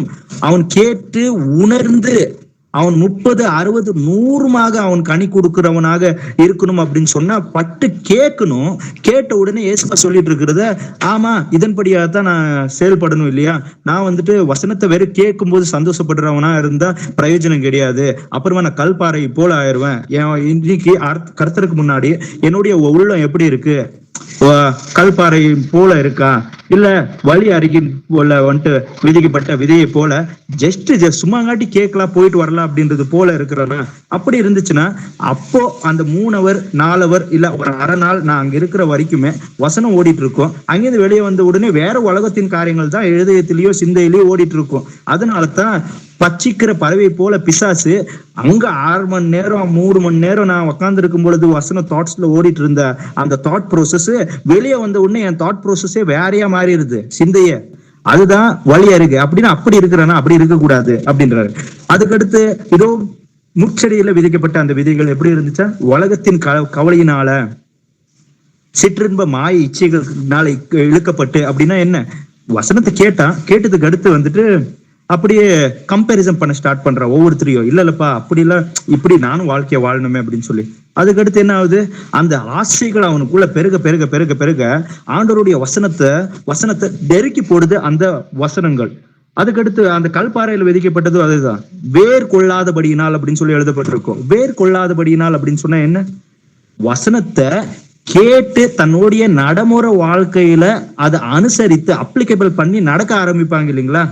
இல்லப்பா உன் சகோதரன் மேல வந்துட்டு மன்னிக்கிறதுக்கு, ஒருவேளை அவன் மேல குற்றம் செலுத்துறதுக்கு உனக்கு காரணம் இருந்தாலும் அந்த காரணத்தை பயன்படுத்தி அவனை குற்றவாளி என்கின்றத நீ தீர்க்கிறதுக்காக அதை எடுக்காத, இல்ல அவனை கரெக்ஷன் செய்யறதுக்காக அப்படின்றது போல எடுத்தா ஒரு அன்பின் நிமித்தமாக நீ போய் அதை செய்ய. அதனாலதான் ஏசுப்பா சொல்றாரு, கிறிஸ்து இயேசு உங்களை மன்னித்தது போல நீங்களும் கூட ஒருவர் மன்னிங்கள் அப்படின்னு சொல்லி. ஆனா மன்னிக்கிற விதத்தின் மூலியமாகத்தான் அன்பை கையாழ்ந்து கொண்டு வசனங்களை உணர்வு பூர்வமாக நம்ம பார்க்கணும். ஒரு ரோபோட்டிக் சிஸ்டமா பார்த்துட்டோம் அப்படின்னு சொன்னா ஒவ்வொருத்தருமே இந்த வசனத்தை மீறிட்டீங்களா, நீங்க இதுல கரெக்ட் அது கிடையாது அப்படின்றது போல கையில எடுக்கிறது போல ஆயிடுவோம். எதனால அப்படி இருக்கிறாங்க அப்படின்றது போல பார்க்க வந்தோம்னா அவங்க இடத்துல இருந்து நம்மள பார்க்க ஆரம்பிச்சோம்னா ஓஹோ இதெல்லாம் தான் காரணம் அப்படின்னா இவங்களுக்கு இந்த விஷயங்களை நீங்க விடுங்க, அப்போ நீங்க இதுல இருந்து வெளியே வர முடியும் அப்படின்றத நம்ம சொல்ல முடியும் அவங்க பிளேஸ்ல இருந்து நம்மளை வச்சு பார்க்கும்போது. சரி, அப்படின்னா இங்க கூட நீங்க பார்க்கும்போது ஏசப்பா என்னன்னு சொல்றாரு? தேவனுடைய ராஜ்யம் எப்படி தேவனுடைய ராஜ்யத்தின் ரகசியங்கள் உங்களுக்கே கொடுக்கப்பட்டிருக்கு அப்படின்னு சொல்லிட்டு இருக்காரு. ராஜ்யம் எப்படி இருக்கு? வசனங்களில் அடங்கி இருக்கிறது. வசனம் தான் தேவனுடைய ராஜ்யம் அப்படின்றத நம்ம புரிஞ்சுக்கணும். அந்த எப்படி அப்படின்னு சொல்லி கேட்டீங்கன்னா, இப்ப ஃபாரினுக்கு போகணும், இல்ல ஒரு மிலிட்டரி ஆபீசரா ஆகிறேன், நான் வந்துட்டு பார்டர்ல போய் வேலை செய்யணுமா இருக்கும், என்ன நியமிச்சுப்பாங்க. அங்க உணவு முறை எப்படி இருக்கும், எவ்வளவு மணிக்கு எழுந்திரிச்சுக்கணும், எல்லா விஷயங்களும். ஃபாரின்ல போகணும், அங்க செட்டில் ஆகணும்னா அங்க இங்க இப்போ 8-8:30 மணி அப்படின்னு சொன்னா அங்க எவ்வளவு மணி அப்படின்னா அங்க உணவு முறை எப்படி இருக்கணும், இங்க இருந்தே நான் பிராக்டிஸ் பண்ண ஆரம்பிப்பேன் இல்லைங்களா? அப்படிதான் பரலோக ராஜ்யத்துக்குள்ள நான் வந்துட்டு அந்த சிட்டிசன்ஷிப் எனக்கு கிடைக்கணும் அப்படின்னு சொன்னா, அவருடைய மகன் என்கின்ற அங்கீகாரம் எனக்கு கிடைக்கணும்னா, அவருடைய மகனுக்கு உண்டான அடையாளங்கள் என்னுடைய நடைமுறை வாழ்க்கையில் இருக்கணும் இல்லைங்களா? கொஞ்சம் இருக்கும் பிரதர் அப்படின்னு சொன்னா, கொஞ்சம் இருந்தாலா நம்ம வந்துட்டு டிஸ்குவாலிஃபைட் ஆயிடுவோம் இல்லைங்களா? அப்படின்னா இன்னும் கொஞ்சம் இல்லைன்றமே, அந்த இன்னும் கொஞ்சம் இல்லை அப்படின்றது பிசாசோட சாயல் தானே. பிசாசுக்கு அங்க அதிகாரமே கிடையாது, அங்க அவங்க இருக்கிறதுக்கு வாய்ப்பே கிடையாது. சரி, இன்னொரு வசனத்தையும் நம்ம வாசிக்கலாம். மார்க் 10வது அதிகாரம் 15வது வசனம். மார்க் 10வது அதிகாரம் 15வது வசனம். எவனாகிலும் சிறு பிள்ளையை போல் தேவனுடைய ராஜ்யத்தை ஏற்றுக்கொள்ளாவிட்டால் அவன் அதில் பிரவேசிப்பதில்லை என்று மெய்யாகவே உங்களுக்கு சொல்கிறேன் என்று சொன்னேன். ஆமென்.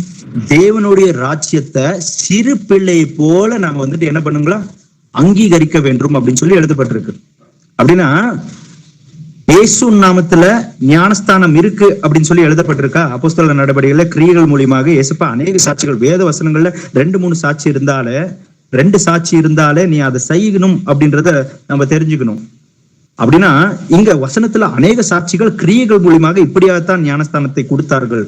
இதோ ஆதியா முதல் கொண்டு தேவன் தன்னை ஒருவராக வெளிப்படுத்தி கொண்டிருக்கிறார் அப்படின்னும் போது, ஆமா ஒரே தேவனாக இருக்கிறார் அப்படின்றத அங்கீகரிக்கணும் இல்லைங்களா?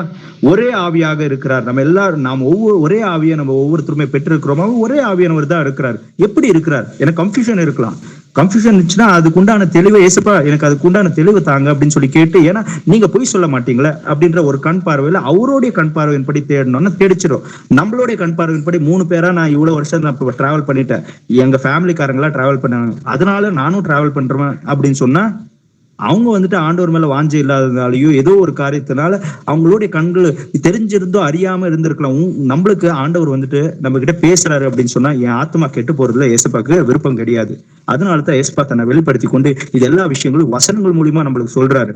ஆமாப்பா, என் நாமத்துல நீங்க இப்படியாக ஞானஸ்தானத்தை பெற்றுக்கொள்ளணும், நான் தான் பிதா அப்படின்ற எல்லா விஷயங்களையும் இப்படி வசனங்கள் மூலியமா, ஏதோ ஒருவர் மேல ஒருவருக்கு குறைபாடு உண்டானால், ஏதோ கிறிஸ்து இயேசு உங்களுக்கு மன்னித்தது போல நீங்க ஒருவர் மன்னிங்கள் அப்படின்னு சொல்லி வசனத்தை வாசிக்கிறீங்கன்னு வச்சுக்கோங்களேன். ஆமா, இந்த விஷயங்களை குறைபாடெல்லாம் கொஞ்சம் இருதயம் கசுப்பாச்சு, ஒரு கால் பண்ணி இல்லைன்னா டைரக்டா போய் இந்த விஷயம் ஏதோ பேசுனதுக்கு அடுத்து என் இருதயத்துல ஓடிட்டே இருந்துச்சுங்க சிஸ்டர், ஆனா உங்களை எதனா துக்கப்படுத்திட்டு என்ன மன்னிச்சிருங்க அப்படின்னு சொல்லி கேட்டோம்னா என்ன நடக்கும்?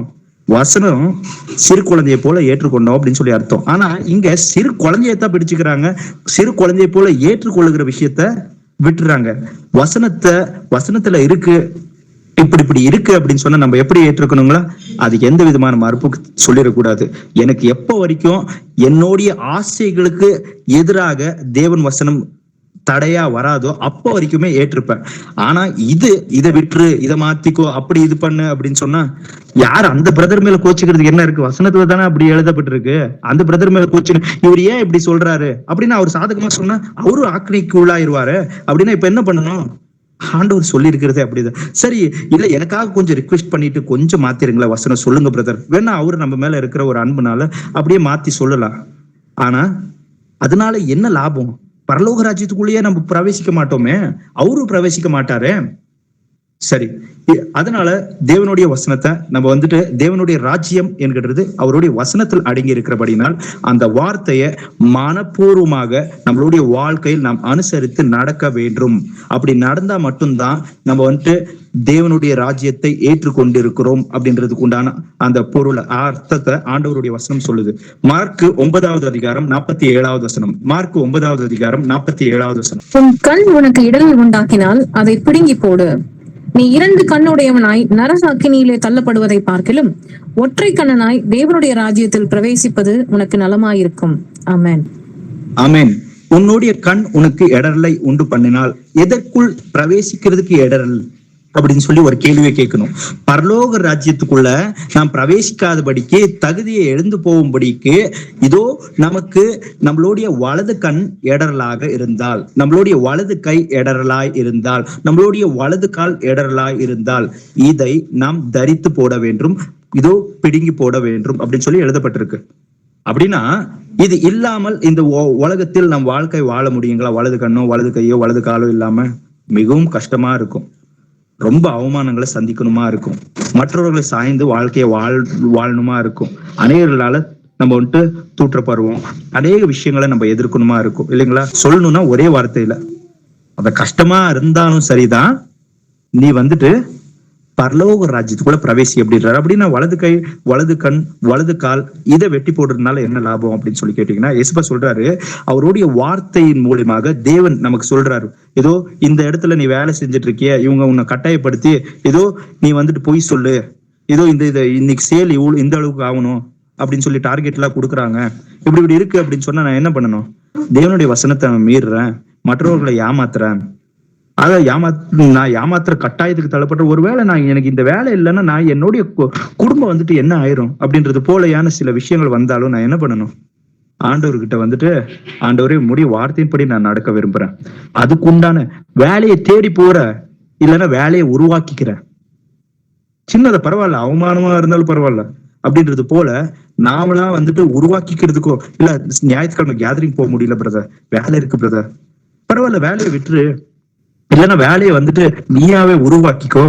தேவனுடைய வசனத்துல எழுதப்பட்டிருக்க என்ன அப்படின்னு சொல்லிட்டு, ஏதோ ஞாயிற்றுக்கிழமை 7வது நாள், அது கர்த்தருடைய நாள் அப்படின்னு சொல்லி எழுதப்பட்டிருக்கு. 7வது நாள் அப்படின்ற கட்டளை எல்லாம் நம்மளுக்கு கிடையாது. ஆனா கர்த்தருக்காக ஒரு நாள் கொடுக்கணும் அப்படின்றது வசனத்துல எழுதப்பட்டிருக்கு. நாட்களை கனப்படுத்துகின்றவன் அதை கர்த்தருக்காக கனப்படுத்துவான். அதுக்கடுத்து அதன் மூலியமாக என்ன பிரயோஜனத்தை அடைய முடியும் அப்படின்னு சொல்லி கேட்டீங்கன்னா, நம்ம சபையாக கூடி வரும்பொழுது ஒருவருக்கு ஒருவர் உபதேசித்துக் கொண்டு ஒருவருக்கு ஒருவர் புத்திமதி சொல்லிக் கொள்வோம். அநேக விஷயங்களை நம்மளோட இருதயத்தில் மறந்து இருக்கிற எல்லா மறைவுகளையும் ஆண்டவர் பேசும் பொழுது நம்ம வந்துட்டு விழித்து கொண்டவர்களாக இந்த உலகத்தின் பிரயாணத்துல மீண்டும் ஒரு வாரம் நம்ம கடந்து போவோம். இந்த பாவங்களை எதிர்த்து இந்த உலகத்தின் எந்த செயல்களும் நம்மளை அணுகாதபடிக்கு, நம்மளை சூழ்ந்து கொள்ளாதபடிக்கு, அது எல்லாத்தையும் நம்ம கடந்து நம்ம வந்துட்டு பரலோக ராஜ்யத்துக்குரிய அந்த தகுதியை நம்ம எப்போ பெற்றுக்கொண்டே போயிட்டே இருப்போம். அது போலையான அந்த குவாலிஃபிகேஷன்ஸ் எல்லாமே நம்மளுக்கு ஞாயிற்றுக்கிழமை கூடுறதுனாலதான் வரும் அப்படின்னா வசனத்துல எழுதப்பட்டிருக்கு. ஆனா நான் வந்துட்டு என்னுடைய கன்வீனியன்ஸை பாக்குறேன் அப்படின்னு சொன்னா, இல்ல கஷ்டமாயிரும் அப்படின்னு சொன்னா, எசப்பா வலது கை வலது கண் வலது கால் அப்படின்னு சொல்லி இருக்கிறாரு அப்படின்னு சொன்னா, வேற எதோட நம்ம ஒப்பிட்டு பார்த்து இது கஷ்டம் ஆயிரும், நாளைக்கு எவ்வளவு கமிட்மெண்ட்ஸ் தெரியுங்களாம, கமிட்மெண்ட் சின்னதா மாத்திக்கலாங்களே, கமிட்மெண்ட்ஸை சின்னதா மாத்திக்கலாம், பரவாயில்ல என் பையன் கவர்மெண்ட் ஸ்கூல் படிக்கிட்டு பரவாயில்ல அப்படின்றது போல ஒரு தீர்மானம். இல்ல என்னுடைய குடும்பத்துல இருக்கிற ரிலேஷன்ஸ் என்னன்னு சொல்லுவாங்க, எதையை பத்தியும் யோசிக்க கூடாது. நம்மள பாவத்தை செய்யறதுக்கு தூண்டுகின்ற எந்த விஷயங்களா இருக்கட்டும் அதை விட்டு நம்ம விலக வேண்டும். அதுதான் தேவனுடைய வசனம் நம்மளுக்கு சொல்லுகின்ற புத்திமதி. அடுத்து இன்னொரு வசனத்தை வாசிக்கலாம். லூக்கா 17வது அதிகாரம் 20-21.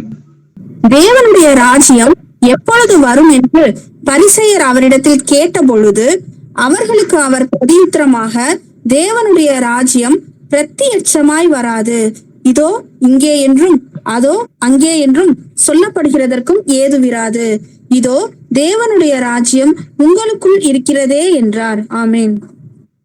இந்த வசனத்தையும் பயன்படுத்தி கள்ள போதகர்கள், இதோ கள்ள எழுத்தாணிகளாக இருக்கிறாங்களே, அவங்களுடைய சொந்த லாபத்துக்காக தங்களுடைய வயிற்றுக்கென்று ஊழியத்தை செய்கின்றவர்கள் சில பேர் இருக்கிறார்களே, கற்பனையின் உலகத்தில் வாழ்ந்து கொண்டிருக்கிறவர்கள் சில பேர் இருக்கிறார்கள்.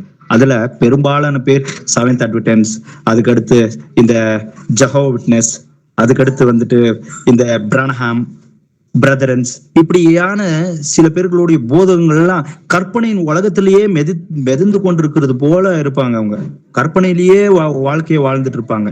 அதனாலதான் நீங்க பாத்தீங்கன்னா இந்த CNN மினிஸ்ட்ரிஸ் அப்படின்றது போல ஒரு சில பேர் இருக்கிறாங்க, ஸ்ரீலங்கன் மினிஸ்ட்ரிஸ் அப்படின்னு சொல்லி. இன்னும் சைனீஸ் சில இதுல இருந்து கூட நீங்க பாத்தீங்கன்னா அங்கிருந்து சில போதகங்கள் வந்திருக்கு.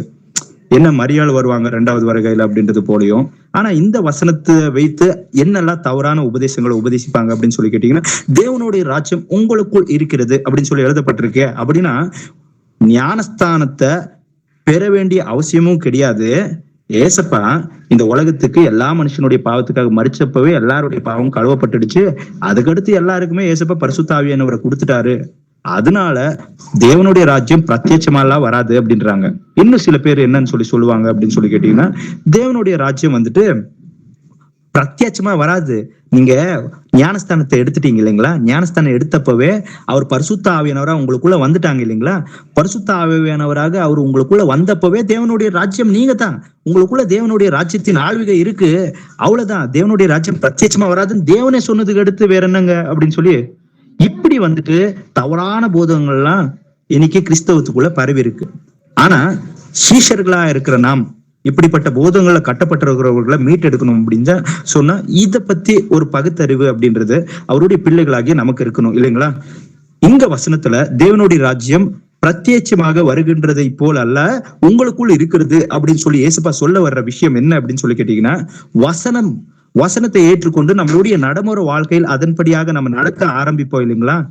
அந்த வசனம் தான் உங்களுக்குள்ள வாசம் செய்யுது அப்படின்றத தான் ஏசப்பா சொல்றாரு.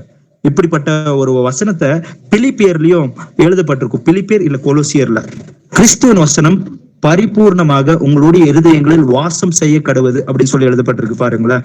அந்த வசனத்தின் படிதான் தேவனுடைய வசனத்தை ஏற்றுக்கொண்டு நீங்க நடக்க ஆரம்பிப்பீங்க இல்லைங்களா? அதுதான் தேவனுடைய ராஜ்யம் உங்களுக்குள் இருக்கிறது அப்படின்னு சொல்லி வசனம் உங்களுக்குள் நிறைவேறும் பொழுது தேவனுடைய ராஜ்யம் உங்களுக்குள் இருக்கிறது அப்படின்னு சொல்லி ஏசப்பா இப்படித்தான் சொல்ல வராரே தவிர பிரத்யட்சமாவே வரவே வராது அப்படின்னு சொல்லல. இங்கிருந்த அதுக்கு உண்டான ட்ரைனிங்கை ஏசப்பா அவருடைய பரிசுத்த ஆவியினால நம்மளை கொடுத்து நம்மளை ட்ரைன் பண்ணி தகுதிப்படுத்தி அங்க நிக்க வைப்பாரு. அது இங்கேயே நடக்கிற வேலை. அங்க போனதுக்கு அடுத்து நம்ம சேஞ்ச் ஆகும்னா ஜன்மத்தில் சேஞ்ச் ஆக மாட்டோம். அங்க போற தகுதியே நம்மளுக்கு இருக்காது. அதுக்கடுத்து இன்னொரு வசனத்தையும் நம்ம வாசிக்கலாம். மத்தேயு 6வது அதிகாரம் 33வது வசனம். முதலாவது தேவனுடைய ராஜ்யத்தையும் அவருடைய நீதியும் தேடுங்கள், அப்பொழுது இவைகள் எல்லாம் உங்களுக்கு கூட கொடுக்கப்படும். ஆமென். இங்க பாருங்களேன், இந்த வசனத்துல தேவனுடைய ராஜ்யத்தையும் இதோ தேவனுடைய ராஜ்யத்தை தேடும் போது இவர்கள் எல்லாமே உங்களுக்கு கூட கொடுக்கப்படும் அப்படின்றதுனால இந்த ஒரு வசனம் வந்துட்டு நம்ம எல்லாருக்குமே மனப்பாடமா தெரிஞ்ச ஒரு வசனம். ஆனா தேவனுடைய ராஜ்யத்தையும் அவைகளின் நீதியும் அப்படின்னு சொன்னா தேவனுடைய ராஜ்யத்துக்குன்னு சொல்லி நீதி முறைமைகள் ஒன்று இருக்கு. அங்க இருக்கிறதுக்கு தகுதிகள் அப்படின்றது ஒண்ணு இருக்கு. அவர் பரிசுத்தராக இருக்கிறது போலவே நாமும் பரிசுத்தராக இருக்க வேண்டும். நாம் மனுஷர்கள் ஆச்சு அப்படின்னு சொன்னா தேவன் சொல்றாரு நீங்க மனுஷர்கள் அல்ல அப்படின்றாரு. நீங்க மனுஷர்கள் அல்ல, இந்த உலகத்துக்கு நீங்க மரித்தீர்கள் அப்படின்னு சொல்லி கொலோசியர்ல 3வது அதிகாரத்துல மீண்டும் மீண்டும் அவருடைய பிள்ளைகளாகிய நமக்கு கேட்கிறாரு. நம்மளுடைய குடியிருப்போ பரலோகத்தில் உண்டு அப்படின்னு சொல்லி எழுதப்பட்டிருக்கு இல்லைங்களா? இந்த உலகம் நமக்கு இதோ வாசம் பண்ணுகிறதுக்கு ஒரு ஏற்ற ஸ்தலம் அல்ல. இந்த உலகத்துல நம்ம கொஞ்ச நாள் மட்டும்தான் இருக்கிறதுக்காக நம்ம வந்துட்டு அவருடைய நாமத்தின் மகிமைக்காகவும் அவருக்கு சாட்சி கொடுக்கறதுக்காகவும் அதுக்கடுத்து அவருடைய சாயலாக பிரதிபலிக்கின்றதுக்காகத்தான் நம்ம இந்த உலகத்துல இருக்கிறோம் அப்படின்னு சொல்லி வசனம் உறுதிப்படுத்துது. நம்ம மனுஷர்கள் அல்ல அப்படின்னு வசனம். நம்ம மனுஷர்கள் அல்ல, தேவனுடைய பிள்ளைகள். நாம் மனுஷர்களாக இருக்கிறோம் அப்படின்னு சொன்னா யார தேவனுடைய வசனம் மனுஷர்கள் அப்படின்னு சொல்லி கன்சிடர் பண்ணுது அப்படின்னு சொல்லி கேட்டீங்கன்னா 1 கொரிந்தியர் 3வது அதிகாரத்துல எழுதப்பட்டிருக்கும் வசனத்துல நீங்க பார்க்கும்போது உங்களுக்குள்ள இன்னும் எரிச்சல், கோபம், பொறாமை, பேதங்கள் இருக்கும் பொழுது நீங்க ஜன்ம சுபாவம் கொண்ட இந்த மனுஷர்களை போல தானே இருக்கிறீங்க அப்படின்னு சொல்லி அப்போஸ்தலனாகிய பவுல் கண்டிக்கிறாரு அவங்கள. நாம அப்படி இருந்துடக்கூடாது பிரதர்ஸ் அண்ட் சிஸ்டர்ஸ். நம்ம அவருடைய நடத்துதலுக்கு நம்மளை ஒப்பு கொடுக்கணும். அவரு தான் நம்மள ஆளுகை செய்ய ஆரம்பிக்கணும். அப்படின்னா பரலோக ராஜ்யத்தையும் அவைகளின் நீதியை தேட வேண்டும். அவைகளின் நீதி அவருடைய வார்த்தைகள் மூலியமாக அவருடைய வசனங்கள் மூலியமாக நாம் புரிந்து கொள்ள முடியும். எப்படி நீடிய பொறுமையாக இருப்பது, ஏதோ பெருமை கொள்ளாமல் இருப்பது, பெருமையை வெறுக்கின்றவர்களாக இருப்பது, எல்லா விஷயங்களையும் ஆண்டவர் சொல்லி கொடுத்திருக்கிறாரு இல்லைங்களா? அடுத்து இன்னொரு வசனத்தையும் வாசிக்கலாம். மத்தேயு 21வது அதிகாரம் 31வது வசனம். மத்தேயு 21வது அதிகாரம் 31வது வசனம். இவ்விருவரில் எவன் தகப்பனுடைய சித்தத்தின்படி செய்தவன் என்று கேட்டார்.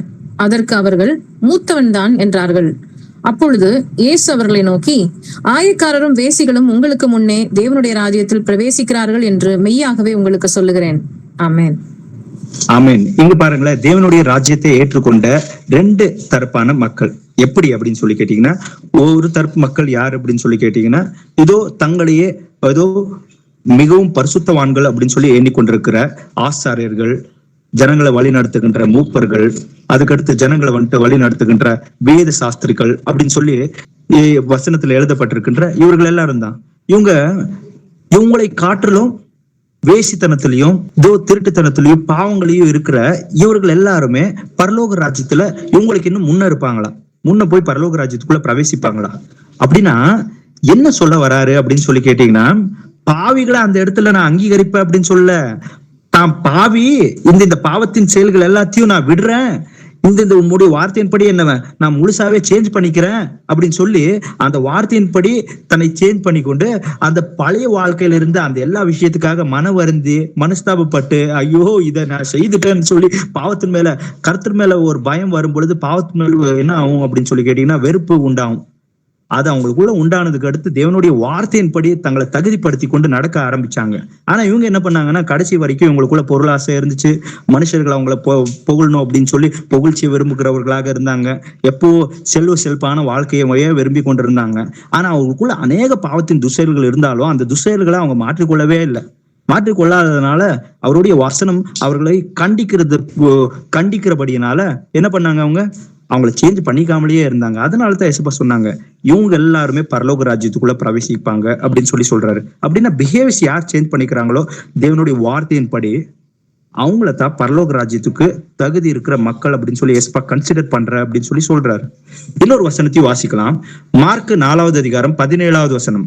தங்களுக்குள்ளே வேர்கொள்ளாதபடியால் கொஞ்ச காலம் மாத்திரம் நிலைத்திருக்கிறார்கள், வசனத்தின் நிமித்தம் உபத்திரவமும் துன்பமும் உண்டான உடனே இடரல் அடைகிறார்கள், இவர்களே கற்பாறை நிலத்தில் விதைக்கப்பட்டவர்கள்.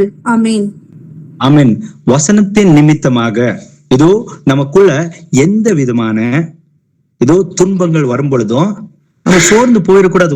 உறுதியா ஃபர்ஸ்ட் ஆஃப் ஆல் நான் எடுத்திருக்கிற டிசிஷன் கரெக்ட் அப்படின்னு சொல்லி நம்மளுக்கு நம்ம சொல்லிக்கணும் இல்லைங்களா? நீ எடுத்திருக்கிற டிசிஷன் கரெக்டா இருக்கு, நீ ஆண்டவருடைய வார்த்தையின்படி இருக்க, நீ ஆண்டவருடைய அந்த வார்த்தையின்படியாதான் இது எல்லாத்தையும் செய்து கொண்டிருக்க.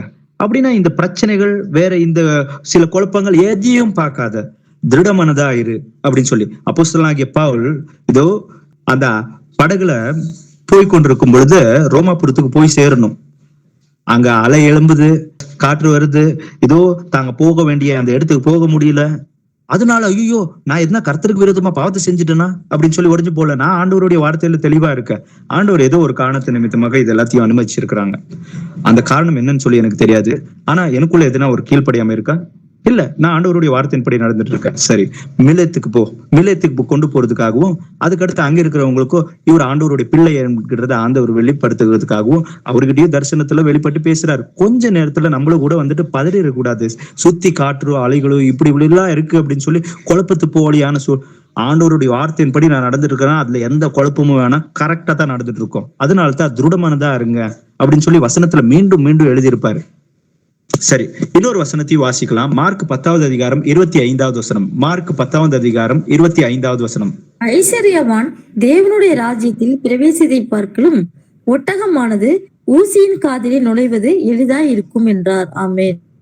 ஏன் ஐஸ்வர்யவான் தேவனுடைய ராஜ்யத்துக்குள்ள பிரவேசிக்கிறது மிகவும் கஷ்டம் அப்படின்னு சொல்லி கேட்டீங்கன்னா, ஆமா, ஐஸ்வர்யவானுக்கு தான் அறியாத அநேக பேர் அவனை வந்துட்டு அவனிடத்தில் அன்பு கூறுகிறது தன்னிடத்தில் இருக்கின்ற அந்த ஐஸ்வர்யத்தின் நிமித்தமாகத்தான். சொந்த பந்தங்களும் உறவுகளும் நண்பர்களும் என்கின்ற அநேக விஷயங்கள் அவருக்கு கிடைத்திருக்கிறது என்கின்ற உணர்வே இல்லாதவனாக ஒரு ஐஸ்வர்யவான் இருப்பான். அது அப்படியாக அவன் இருக்கிறபடியினால அவன் தேவனுடைய வாசனமானது இதோ நீ இப்படியாக நடந்து கொள்ள வேண்டும், நீ இப்பொழுது இந்த ஊருக்கே நீ வந்துட்டு ஒரு பெரிய பண்ணையாரா இருக்கலாம், அங்க ஒரு டிசிபிள் ஒரு கூலி தொழிலாளியா இருக்கிற ஒருத்தர் ஆண்டவரை ஏற்றுக்கொண்டிருக்கிறார், அவர் வீட்டில வீட்டு சபை இருக்கிறது, அந்த வீட்டு சபையில நீ கலந்து கொள்ள வேண்டும் என்றால் அந்த ஏழையின் வீட்டுக்கு நீ இறங்கி போகத்தான் வேண்டும். ஆனா இறங்கி போகிறதுக்கு எதெல்லாம் வந்துட்டு அவனுக்கு தடையா இருக்கும்? ஐயோ நான் என் வேலையை விட்டு போகணுமா, ஐயோ இவ்வளவு லாஸ் ஆகும், இல்ல நான் அங்க போனேன்னா என் பிரஸ்டீஜ் என்னத்துக்காக வருது. இப்படி ஐஸ்வர்யானுக்கு பணம் என்ன செய்யும் சொல்லுங்க? எப்போ ஒண்ணு வேணாம், பேமெண்ட் வந்துட்டு 1ஆம் தேதி வந்திருக்குன்னு வச்சுக்கோங்களேன், 1ஆம் தேதியோட நம்மளுடைய உணர்வுகளையும் 30ஆம் தேதி நம்மளுடைய உணர்வுகளையும் ரெண்டுத்தையும் மேட்ச் பண்ணி பாருங்களேன். 30ஆம் தேதி அங்க இருந்து ஒவ்வொரு பொருளை வாங்க போகும்போது எவ்வளவு விலை அப்படின்னு சொல்லி கேட்டு, ஏன்னா இருக்கிறது கொஞ்சம் மேனேஜ் பண்ணணும், பேமெண்ட் வரணும் இல்லையா அப்படின்றது போல அந்த 20ஆம் தேதிக்கு அடுத்து இப்படிதான் பிஹேவியர்ஸ் இருக்கும். எதுவுமே பெருசா ஆசையே பட மாட்டோம். பாக்குறத இதை வாங்கிடலாமா அதை வாங்கிடலாமா அப்படின்னு சொல்லி இருக்க மாட்டோம். ஆனா 1ஆம் தேதி பேமெண்ட் வந்த உடனே அந்த பேமெண்ட் பேச ஆரம்பிக்கும். அது வாங்கிக்கோ, அங்க பாரு, அங்க வித்துட்டு இருக்காங்க, இது வித்துட்டு இருக்காங்க அப்படின்னா அந்த பணம் தான் அடுத்த ஒரு ஸ்டேஜுக்கு கொண்டு போகும். என்ன பண்ணும்? யாரை பார்த்தாலும் சந்தேகத்தை, அவன் வந்துட்டு அன்பா பேசினால கூட இவன் என்கிட்ட காசு இருக்கிறதுனால தான் அன்பா பேசுறானோ, கேர்ஃபுல்லா இருக்கணும் அப்படின்றது போல யாரையும் நம்ப மாட்டான். அதுக்கடுத்து இந்த விஷயங்களையும் பிரஸ்டீஜ் போயிரும், இது போயிரும் அப்படின்றது போலயே எல்லாத்துலயும் இருந்து அவன் வீட்டு விட்டு வெளியவே வர மாட்டான். எப்ப பார்த்தாலும் கால்ல வசனத்தை கேட்டுக்கலப்பா அப்படின்றது போல கடைசி வரைக்கும் தன்னுடைய பிஹேவியர்ஸ் அப்படின்ற அந்த நடக்கை சேஞ்சே ஆகாததுனால அவன் பரலோக ராஜ்யத்துக்கு உள்ள பிரவேசிக்கிற அந்த தகுதியை அவன் இழந்துருவான். அதனாலதான் எசப்பா மிகவும் கடினம் அப்படின்னு சொன்னாங்க. ஆனா வேதத்துல நிறைய ஐஸ்வர்யவான்கள் வந்துட்டு பரலோக ராஜ்யத்துக்குள்ள பிரவேசிக்கிறதுக்கு உண்டான சான்றுகள் உண்டு. எப்படி அப்படின்னு சொல்லி கேட்டீங்கன்னா, குர்லேன் பாக்குறோம் இல்லைங்களா, அவர் வந்துட்டு 1000 பேரு போலீஸ் ஆபீசர்ஸ்க்கு ஒரு ஹெட்டா இருக்கிற ஒரு போல அவரு. அப்படி இருக்கிற ஒரு மனுஷனை போய் மீன் பிடிக்கிற பேதரோட காலுக்கு போய் விடுறாங்க. அதுதான் ஒபீடியன்ஸ். தேவனுடைய வார்த்தை முன்னாடி நான் ஒன்றுமே இல்லை, நீங்க ஒரு வார்த்தை சொன்னால் போதும், 100க்கு அதிபதி சொல்லுகிற வார்த்தை இல்லைங்களா. தேவனால் எப்பொழுது கூடும் என்றால், நீ விசுவாசித்து உன்னை ஒப்பு கொடுக்கும் பொழுது கூடும்.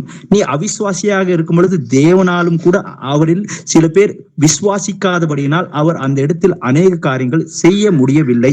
இதுதான் மார்க் 6வது அதிகாரத்துல எழுதப்பட்டிருக்கிற ஸ்டேட்மெண்ட். இன்னொரு வசனத்தையும் வாசிக்கலாம். மார்க் 12வது அதிகாரம் 34வது வசனம். அவன் விவேகமாய் உத்தரவு சொன்னதை இயேசு கண்டு, நீ தேவனுடைய ராஜ்யத்துக்கு தூரமானவன் அல்ல என்றார். அதன் பின்பு ஒருவரும் அவரிடத்தில் யாதொரு கேள்வியும் கேட்க துணியவில்லை. ஆமென். இங்க பாருங்களேன், ஒரு வேத சாஸ்திரி வந்து ஏசப்பா கிட்ட பேசும்போது ஏதோ எதெல்லாம் கற்பனைகள்ல முக்கியமான கற்பனைகள் அப்படின்ற அந்த விஷயங்களையும், அதுக்கடுத்து ஒரே தேவன் இருக்கிறார், அவர் மேல அன்பு கூறுகிறது எப்படி அப்படின்றதையும், இதற்படியாக எல்லாம் நான் நடந்து கொண்டிருக்கிறேன் அப்படின்ற எல்லா விஷயங்களையும் அவன் சொல்றான்.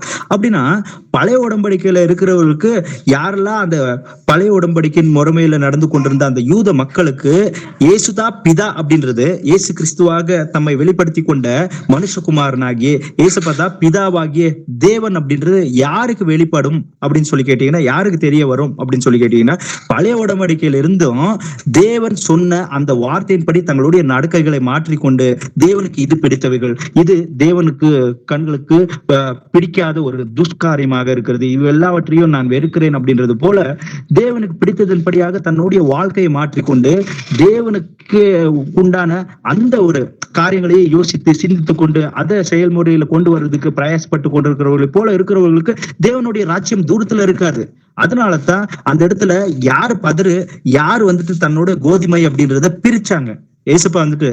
அதனாலதான் நீங்க பாத்தீங்கன்னா யோவான், பேதுரு, அந்திரேயா இவங்க எல்லாரும் பேசும்போது எப்படி பேசினாங்க அப்படின்னு சொல்லி கேட்டீங்கன்னா, வேதத்தை வச்சுதான் ஏசப்பா தான் பிதா அப்படின்றத கிளியராவே கன்சிடர் பண்றாங்க. வர வேண்டிய மெஸ்ஸியா குறிச்சு எழுதப்பட்டிருக்கே வந்துட்டாருப்பா, இதோ மோசே சொல்லி இருக்கிறாரு, அந்த தீர்க்கதரிசி வந்துட்டாருப்பா அப்படின்னு சொல்லி வசனத்தை வச்சு மேட்ச் பண்றாங்கன்னா, வசனத்துல வாழ்க்கை வாழ்ந்துட்டு இருக்கிறாங்க. அப்படின்னா தேவனுடைய ராஜ்யம் யாருக்கு பொறுமையா இருக்காது, யாருக்கு மறைவுல இருக்காது அப்படின்னு சொல்லி கேட்டீங்கன்னா, தேவனுடைய வார்த்தையின்படி இப்போ நம்ம வந்துட்டு டெய்லி ஒரு கம்பெனிக்கு போறோம், ஒரு டெஸ்க்ல உக்காந்துக்கிறோம், ஒவ்வொரு பொருள் எங்கெங்க இருக்கு எல்லாமே தெரியும்னு வச்சுக்கோங்களேன். நம்ம ஒரு நாளைக்கு போனாலும் கண்ணை மூடி டக்கு இது இங்க இருக்கு அப்படின்னு சொல்ல முடியும். ஏன்னா பிராக்டிக்கலா நம்ம அப்படி நடக்கிறதுனால. வேற யாருன்னா வந்து இந்த பொருள் இங்க இருக்காது அப்படின்னு சொன்னா நம்ம சொல்லுவோமா, அங்கதாப்பா இருக்கும் அந்த பொருள் அப்படின்னு.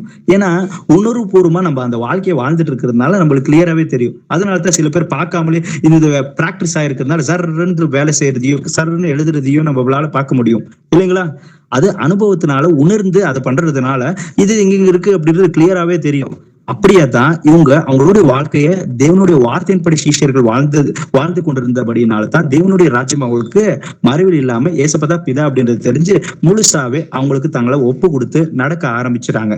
யாரெல்லாம் வந்துட்டு வெறும் ட்ரெடிஷனை ஃபாலோ பண்ணிட்டு தேவனுடைய வசனத்தை அவங்க வந்துட்டு ஒரு வாட்டி கூட பிராக்டிக்கலா அவங்க வந்துட்டு உணர்வு பூர்வமா ஏற்றுக்கொண்டு அதன்படி நடக்காம இருந்தாங்களோ, அவங்களுக்கு அங்க பெண் இருக்கேன் அந்த டேபிள்ல, இங்க இந்த பொருளை வச்சிருக்கிறேன்னு அப்படின்னு சொன்னாலே அவங்களுக்கு என்ன ஒண்ணுமே புரிய மாட்டேங்குது.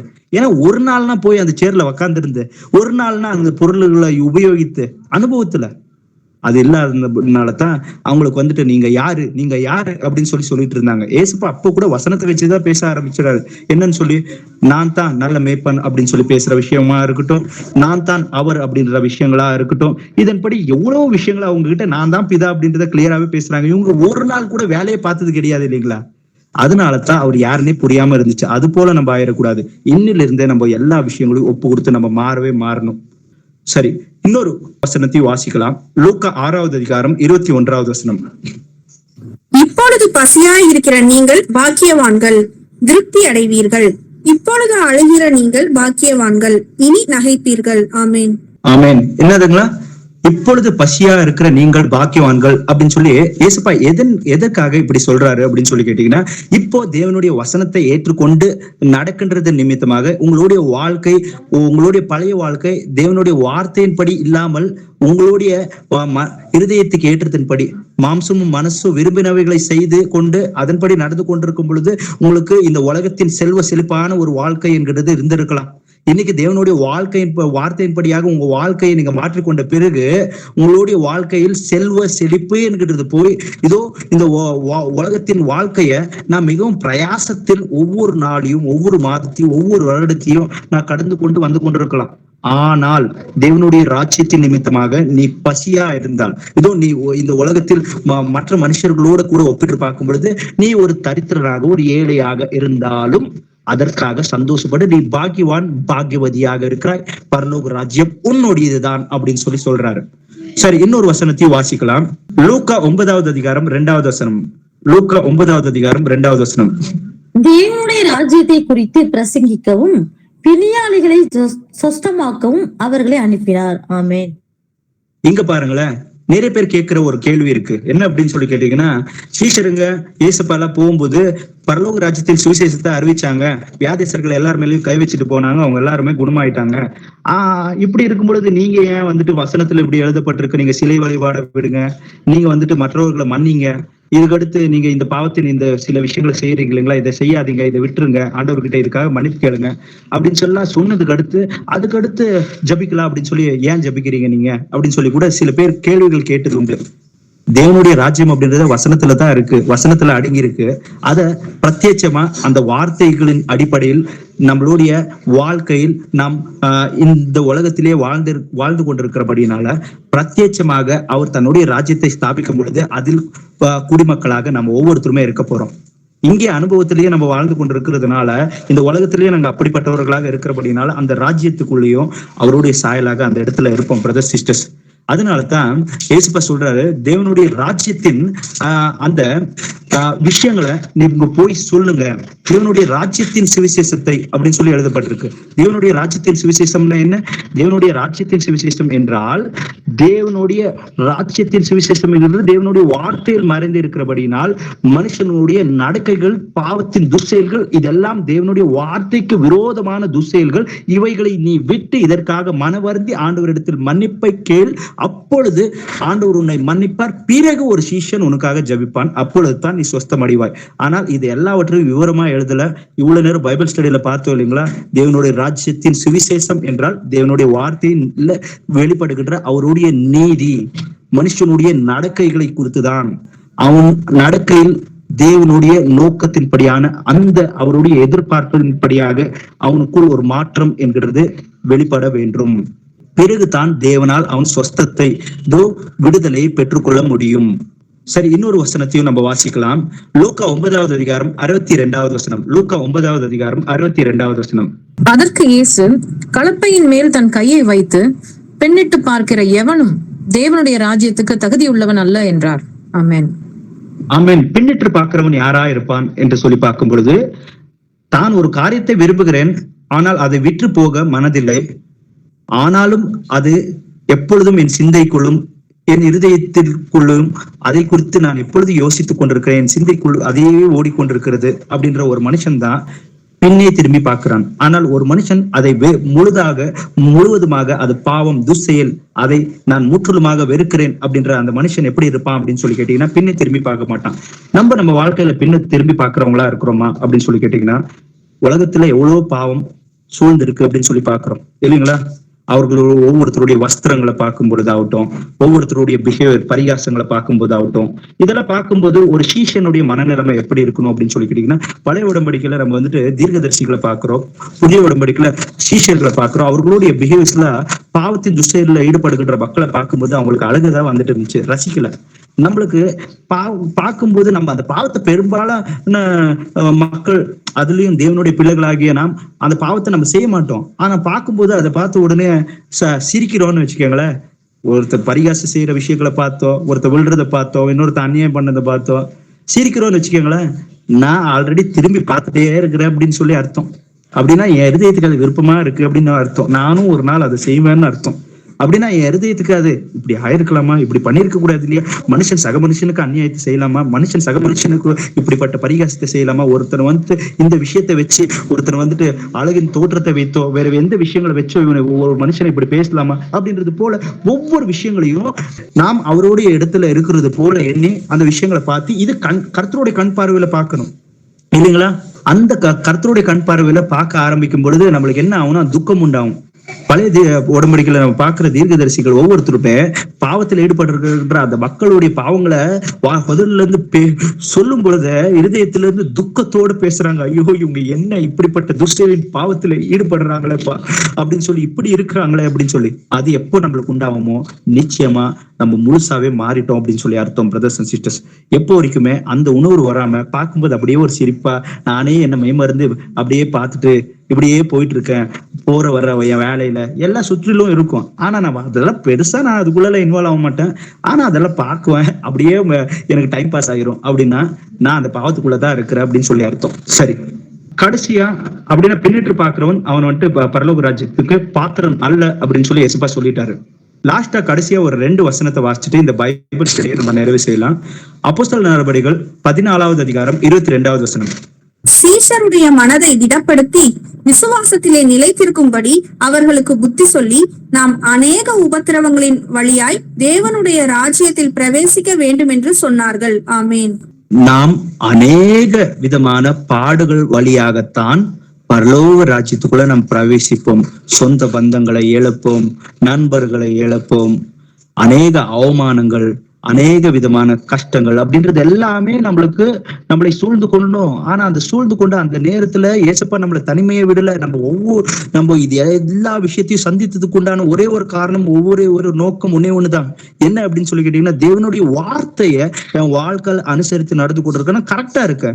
இதுல இவங்களை பார்த்து இவங்களை எழுந்து இவங்களுக்கு தேவன் மேலேயும் அன்பு கிடையாது, அவங்களுடைய ஆத்மா மேலேயும் அவங்களுக்கு அன்பு கிடையாது. அப்படிப்பட்ட சொந்தமும் அப்படிப்பட்ட சிநேகிதர்களும் அப்படிப்பட்ட பந்தங்களும் எனக்கு தேவை இல்லை அப்படின்ற ஒரு முடிவை நோவா தன்னுடைய காலகட்டத்துல அந்த 8 பேர் முதல் கொண்டு அந்த டிசைடு வரும்படியா அவங்க குடும்பத்தை அவன் தெளிவுபடுத்தினான். ஏசுப்பா நோவா நாட்களை போலதான் இந்த கடைசி நாட்கள் இருக்கும் அப்படின்னு சொல்லியிருக்கிறாரு. அப்படின்னா நம்மளுடைய மனநலமா பக்கத்துல இருக்கிற மனுஷனை பார்த்து எனக்குள்ள விசுவாசம் வர்றது கிடையாது.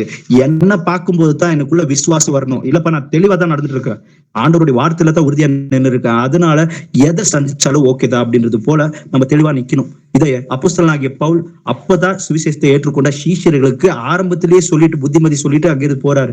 அப்படின்னா நம்மள கடைசியா ஒரு வசனத்தை வாசிச்சுட்டு இந்த பைபிள் ஸ்டடியை நம்ம நிறைவு செய்யலாம். 1 தெசலோனியர் 2வது அதிகாரம் 11-12. மேலும் தம்முடைய ராஜ்யத்திற்கும் மகிமைக்கும் உங்களை அழைத்த தேவனுக்கும் நீங்கள் பாத்திரராய் நடக்க வேண்டும் என்று தகப்பன் தன் பிள்ளைகளுக்கு சொல்கிறது போல நாங்கள் உங்களில் ஒவ்வொருவருக்கும் புத்தியும் தேர்தலும் எச்சரிப்பும் சொன்னதை அறிந்திருக்கிறீர்கள்.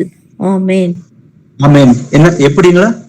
உங்களை அழைத்த அந்த தேவனுக்கு, அவருடைய ராஜ்யத்துக்கு நீங்க பாத்திரவான்களாக நீங்க மாறும்படியாகத்தான், நீங்க அந்த ராஜ்யத்துக்கு பாத்திரவான்களாக மாறும்படியான ஏக்கங்களை உங்களுக்குள்ள உண்டு பண்ணணும் என்றால், முதலாவதாக அப்படிப்பட்ட ஏக்கங்கள் நம்மளுடைய இருதயத்திலிருந்து முளைக்க வேண்டும் என்றால் நம்மளுடைய சிந்தனைகளை தேவனுடைய வசனத்தின் பக்கம் திருப்ப வேண்டும். நம் நேரங்களை வீணாக கழிக்காமல் ஏதோ 2 எஜமானுக்கு நாம் ஊழியத்தை செய்கின்றதை போல சோசியல் மீடியாவிலேயோ உலக ரீதியான பேச்சுகள்லயோ கர்த்தரை அறியாத மக்களுடைய பரிகாசத்திலேயோ எல்லா நேரத்தை வீணாக கழித்து விட்டு நம்ம ஆண்டவருக்கு சாட்சி கொடுக்க முடியுமா அப்படின்னு சொல்லி கேட்டீங்கன்னா, ஆசைகள் என்கின்றது, உலகத்தின் மேல் சிற்றின்ப மாய இச்சைகள் என்கின்றது. நாம் யார தேவன் அறியாத மக்களும் இந்த சோசியல் மீடியாவும் வேற சில விஷயங்கள் எதிரில் நம்ம கவனத்தை செலுத்தியிருந்தோமோ அங்கிருந்து அப்படிப்பட்ட சிந்தைகள், எண்ணங்கள் நம்மளுடைய இருதயத்துக்குள்ள வந்து கர்த்தருடைய வசனத்தையே மறுதளித்து போகும்படியாக அது நம்மை தூண்டிவிடும். அப்படின்னா காலையும் மாலையும் தேவனுடைய வேத வசனங்களை தியானிக்கிறவன் பாக்கியவான் அப்படின்னு சொல்லி எழுதப்பட்டிருக்கு இல்லைங்களா? அப்படின்னா தேவனுடைய வசனத்தை நம்ம கவனத்தை செலுத்துறதா இருந்தா, நம்ம நேரத்தை ஸ்பெண்ட் பண்றதா இருந்தா, ஒண்ணு வேதத்துக்கு விட்டா இந்த உலகத்தின் அலுவல்கள்ல நிச்சயமா நம்மளுடைய குடும்பத்தை வழி நடத்துறதுக்காக, அதை தாங்கிறதுக்காக நம்மளுக்கு ஒரு வேலை வேணும், 4 பேர் ஜனங்க கிட்ட பழகக்கூடாதா? கண்டிப்பா பழகணும். எது வேணுமோ அது அவங்க எதுக்கு சம்மந்தப்பட்டவங்களோ அந்தந்த விஷயங்களை பேசுறோம், இது பண்றோம். உங்களால முடிஞ்ச அளவுக்கு அந்த ஆத்மாக்கு என்ன பண்றதுக்காக ஏசப்பா கொடுத்துருக்கிறாங்களோ அதன்படியாக அவங்களுக்கு புத்திமதி சொல்ல முடியும் அப்படின்னு சொன்னா ஏசப்பா உதவி செய்வாரு. அவங்களுக்கு சொல்லி அவங்களுடைய ஆத்மாக்களும் மீட்டெடுக்கிறதுக்காக நாங்க இந்த உலகத்துல இருக்கிற அப்படின்றது போல ஒவ்வொரு விஷயங்களையும் பார்த்து நம்ம நடக்க ஆரம்பிக்கணும். அப்படின்னா உங்களை அழைத்த அவருடைய ராஜ்யத்துக்காக நீங்க உங்களை பாத்திரவான்களாக மாற்றிக்கொள்ளுங்கள் அப்படின்னு தான் வசனத்துல எழுதப்பட்டிருக்கு. என்ன பிரதர், நம்மளையே எப்படி நம்ம முயற்சி பண்றது அப்படின்னு சொல்லி கேட்டீங்கன்னா, நம்ம அந்த வாஞ்ச இருந்தா மட்டுமே போதும். ஆண்டவர் அவருடைய பரிசுத்த ஆவியை நம்மளுக்குள்ள கொடுத்திருக்கிறாரு. அவருடைய பரிசுத்த ஆவியினால செயல்முறையில கொண்டு வந்துருவாரு. எனக்கு அந்த வாஞ்ச இருக்கணும், இன்ட்ரெஸ்ட் அப்படின்றது. தாகமுள்ளவன் என்னிடத்தில் வரக்கடவற்றும் அப்படின்னு சொல்லி ஏசப்பா சொல்லியிருக்கிறாரு. ஓகே, ஏசப்பா இவ்வளவு நேரமும் அவருடைய வேத வசனங்கள் மூலியமாக நம்மோடு பேசின ஒவ்வொரு வார்த்தைக்காக அவருடைய நாமத்துக்கு மகிமை உண்டாவதாக. ஒரு ஃபைனல் பிரேயரை நானே ஒப்பு கொடுத்து ஒரு பிரேயர் பண்றேன். ஸ்தோத்திர ஏசப்பா, சர்வ வல்லமையுள்ள தேவனாகிய கர்த்தரே, ராஜாதி ராஜாவே, வானத்துக்கும் பூமிக்கும் ஆண்டவரே. ஏசப்பா, இந்த இரவு பொழுதில் ராஜா உமது பிள்ளைகளாகிய நாங்கள் எல்லாருமே ஒரு மனதாக அப்பா உம்முடைய பாத்திரையில் கூடி வந்திருக்கின்ற இந்த பொழுது அப்பா, இந்த வேளையில் ராஜா என் தேவனாகிய கர்த்தர் நீர் உம்முடைய வேத வசனங்களை உன் பிள்ளைகளாக எங்களோடு கூட நீர் பேசி இருக்கிறீர் ராஜா. ஆம் ராஜா, உமக்கு விருப்பம் இல்லாத இந்த உலகத்துக்கு ஒத்த வேஷத்தை தரித்தவர்களைப் போல மாய்மாலமான அநேக காரியங்களில் ராஜா என் தேவனாகிய கர்த்தரை இருதயத்தின் மறைந்திருக்கிறவைகளை என் கர்த்தருக்கு வெளியரங்கமாக இருக்கின்றவைகளாக இருக்கிறபடியினால் ராஜா, உமக்கு மறைவானது என்கிறதே உலகத்திலும் அப்பா வேறெங்கேயும் ஏதொன்றும் இல்லை என்கிறதை நாங்கள் அறிந்தபடியினால் எங்களை முற்றிலுமாக உமக்கு முன்பதாக தாழ்த்துகிறோம் தந்தையே. ஆம் தகப்பனே, உம்முடைய ராஜ்யத்துக்கென்று அப்பா எங்களை தகுதிப்படுத்தும் ராஜா. உம்முடைய ராஜ்யம் எங்களுக்குள் உம்முடைய வேத வசனத்தின் அடிப்படையில் எங்களுக்குள் ஆழ்விகை என்கிறது வந்து அப்பா அதை அனுபவிக்கின்றவர்களாக சுதந்திரவாளிகளாக நாங்கள் அதை சுதந்திரத்துக்குள்ள அப்பா தகுதிப்படுத்தும் தகப்பனே.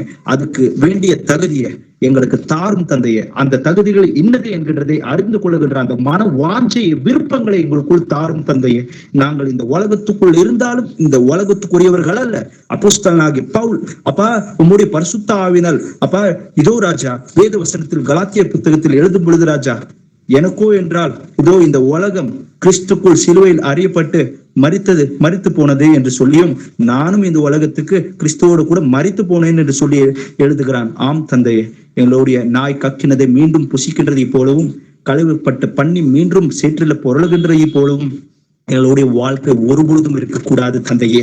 என் ஆண்டவர் ஆகிய கர்த்தரே, இது பாவம் நிறைந்த உலகம், அக்கிரம் நிறைந்த உலகம் என்று சொல்லியிருக்கிறேன். இந்த அக்கிரம் நிறைந்த இந்த உலகத்தில் எந்த நியாயத்தின் நீதியும் உன் பிள்ளைகளாகி நாங்கள் பார்க்காமல், நீதி என்கிறது நியாயம் என்கிறது உம்முடைய நீதியின்படியாக அப்பா இதோ ராஜா நடக்க வேண்டியதும் உன் பிள்ளைகளாகி எங்களுடைய கடமை. அது எங்களுக்குள் தோன்ற வேண்டியது. நாங்கள் உலகத்துக்கு வெளிச்சம் என்றும் நாங்கள் உலகத்துக்கு உப்பு என்றும் நீங்கள் சொன்ன உம்முடைய வார்த்தையின்படியாக உம்முடைய பரிசுத்தாவினால் நீர் இந்த உலகத்தில் இருந்த அந்த நாட்கள் நீர் எப்படிப்பட்டவராக இருந்தீரோ அப்படிப்பட்டவராக உம்முடைய பரிசுத்தாவில் நடத்தப்படுகின்ற நாங்களும் அப்படிப்பட்டவர்களாக இருந்து அப்பா பிசாசை அப்பா எங்களுடைய கீழ்ப்படுதலின் மூலியமாக எங்களுடைய காலின் கீழ் போட்டு நசக்க என் தேவனாகிய கர்த்தரே, எங்களுடைய எதிர்பார்ப்பு என்கிறது பரலோக ராஜ்யம் மட்டும்தான் என்கிறதை அறிந்து அந்த ராஜ்யத்துக்கு எங்களை பாத்திரவான்களாக தகுதிப்படுத்தும் தந்தையே என்று சொல்லி வேண்டிக் கொண்டு உம்முடைய திருக்கரங்களில் கூட்டி வந்திருக்கிற எல்லா சகோதர சகோதரிகளை இயேசு நாமத்தில் ஆசீர்வதித்து எங்களை உம்முடைய கரங்களில் ஒப்பு கொடுத்து இயேசு நாமத்தில் வேண்டிக் கொள்கிறேன். ஜீவனுள்ள நல்ல தந்தையே, ஆமென்.